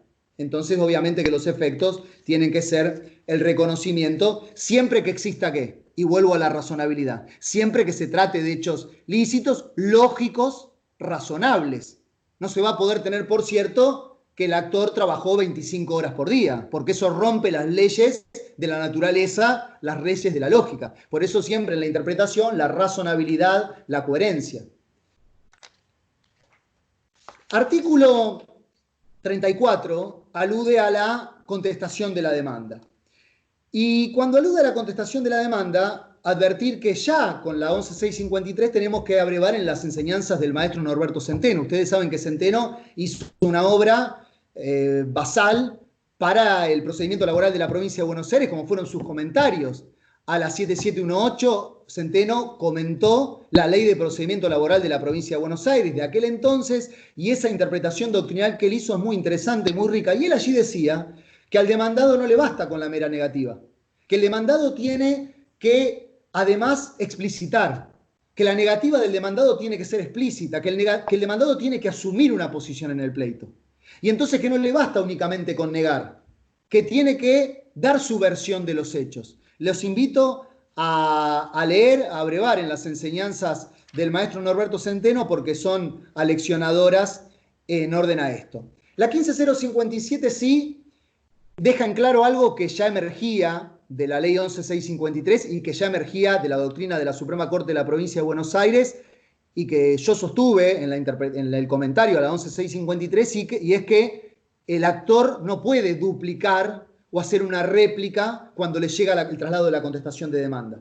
Esto que emergía del Código Procesal Civil y Comercial de la Provincia de Buenos Aires y que emergía de la ley 11653, ¿en función de qué? En función de los principios del procedimiento que tienen que ser tributarios de la defensa en juicio. Entonces esta dúplica, esta réplica implicaba poner en mejor posición al actor con respecto al demandado porque podía rebatir los hechos que el demandado había colocado al momento de contestar y aquel otro no tenía esa posibilidad. Y entonces, para mantener la igualdad de trato en el procedimiento, se establecía, por vía jurisprudencial, así lo ha explicitado la Suprema Corte de la Provincia de Buenos Aires, que no cabía dúplica ni ampliación de los términos de la demanda. La 15057 lo explicita esto en su propio articulado. Lo que no prevé la 15057, y esto sí es de gravedad, porque nos lleva a tener que ir al Código Procesal Civil y Comercial en relación a algo que sí estaba en la 11653 o que está en la 11653. Hablo en pasado, en presente, en futuro, por esta cuestión que tenemos y que los argentinos estamos acostumbrados. La coexistencia de distintas leyes con normas que aluden a su vigencia y entonces la existencia de una resolución de la Corte explicitando acerca de qué norma tienen que aplicar los tribunales, clarificando algo que de una interpretación coherente, sistemática del ordenamiento tendría que surgir, pero intentando aplacar algunos conflictos que podrían suscitarse. ¿Qué es esto que estaba en la 11653 en el 29 párrafo cuarto, y que ahora no está en la 15057 en esta norma que recién les mencioné? Es la prueba correspondiente a las excepciones previas, porque si yo contesto las excepciones previas que introduce la otra parte, yo tengo el derecho, o debo tener el derecho, y así lo establecía el 29 párrafo cuarto, alternativa que ha omitido el 34 de la 15057, ofrecer la prueba relativa a las excepciones que se me hayan opuesto. Si la otra parte me opone una excepción, yo puedo ofrecer la prueba relativa a la defensa de la excepción que me han opuesto. Y entonces ahí ya no lo tenemos en el texto de la ley procesal, vamos a tener que ir, por imperio del 89 de la 15057, al Código Procesal Civil y Comercial. Algo que teníamos en la ley procesal laboral, ahora lo vamos a tener que ir a buscar al Código Procesal Civil y Comercial. ¿Y dónde lo vamos a tener? En el 348. En el 348 del Código Procesal Civil y Comercial vamos a encontrar esta solución que vamos a importar por la regla del artículo 89. Pero lo que no está tampoco es la prueba, la oportunidad para producir la prueba relativa a las excepciones. Excepciones previas, ¿sí? Excepciones previas que, al ser excepciones previas, tienen que ser tratadas previamente a que el pleito avance. Porque en la audiencia preliminar se tienen que resolver determinadas cuestiones. Pero el pleito primero en el pleito se tiene que dirimir si existe cosa juzgada, si existe litispendencia, ¿sí? Si existe incompetencia. Si el juez es incompetente, el juez no puede avanzar con el pleito. Si esta cuestión ya se juzgó, no puede volver a ser juzgada. Si existe litispendencia, es decir, que existe otro pleito sobre el mismo asunto, sobre la misma cuestión, con las mismas partes, no se puede avanzar con el pleito. Y esto ha omitido la 15057. No ha tratado el supuesto de las excepciones previas que la propia 15057 reconoce, porque la 15057 tiene una norma, lógicamente, que reconoce un catálogo de excepciones previas para el procedimiento laboral de la provincia de Buenos Aires. Si existen excepciones previas, es lógico que hay que otorgar una instancia para que esas excepciones se resuelvan según su propia naturaleza, es decir, de manera previa. Y ahí entonces vamos a tener que recurrir al Código Procesal Civil y Comercial de la provincia de Buenos Aires. Un artículo que ha quedado como una rémora también de la 11653 es el 35, participación del asegurador en juicio.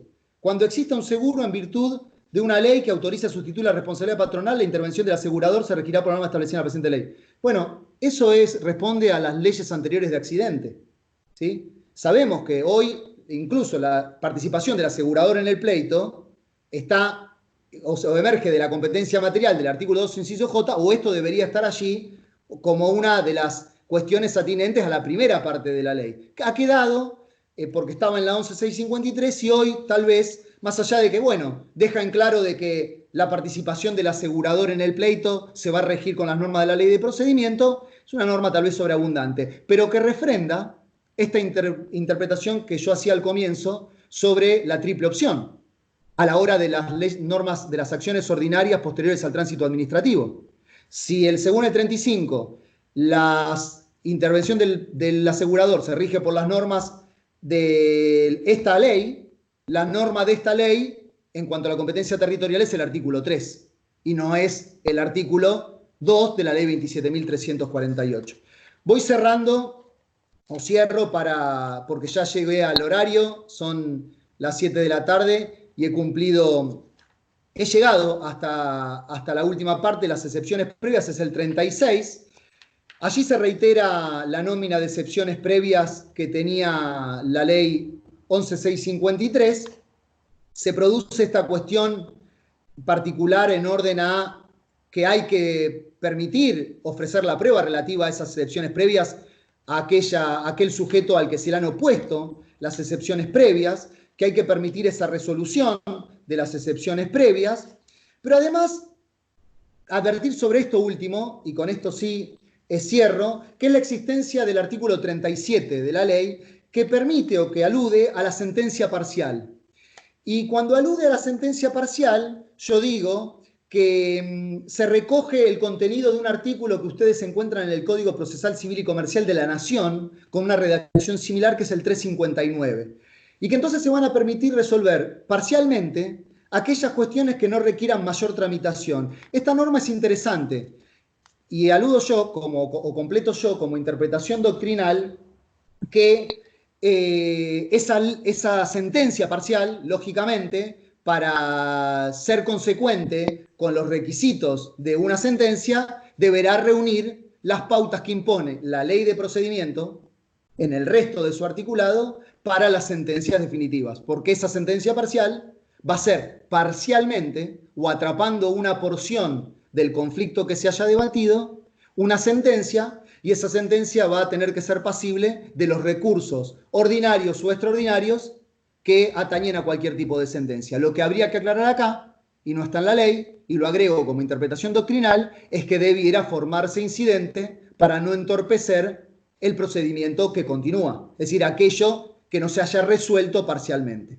Bueno, hasta aquí la interpretación de la norma de manera previa hasta la audiencia preliminar.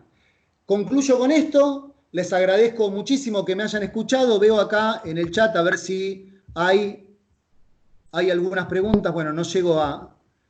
Me parece que no. O sí, bueno, pero me dijeron que quedan grabadas. Así que para no hacerlos permanecer más tiempo a ustedes, las voy a leer y las voy a responder en el próximo encuentro. Sí, les agradezco muchísimo que se hayan quedado hasta ahora. Realmente ha sido un esfuerzo para ustedes, lo sé, porque he ido muy, muy, muy rápido, desordenadamente, así que estoy hiper agradecido de que me hayan acompañado hasta ahora.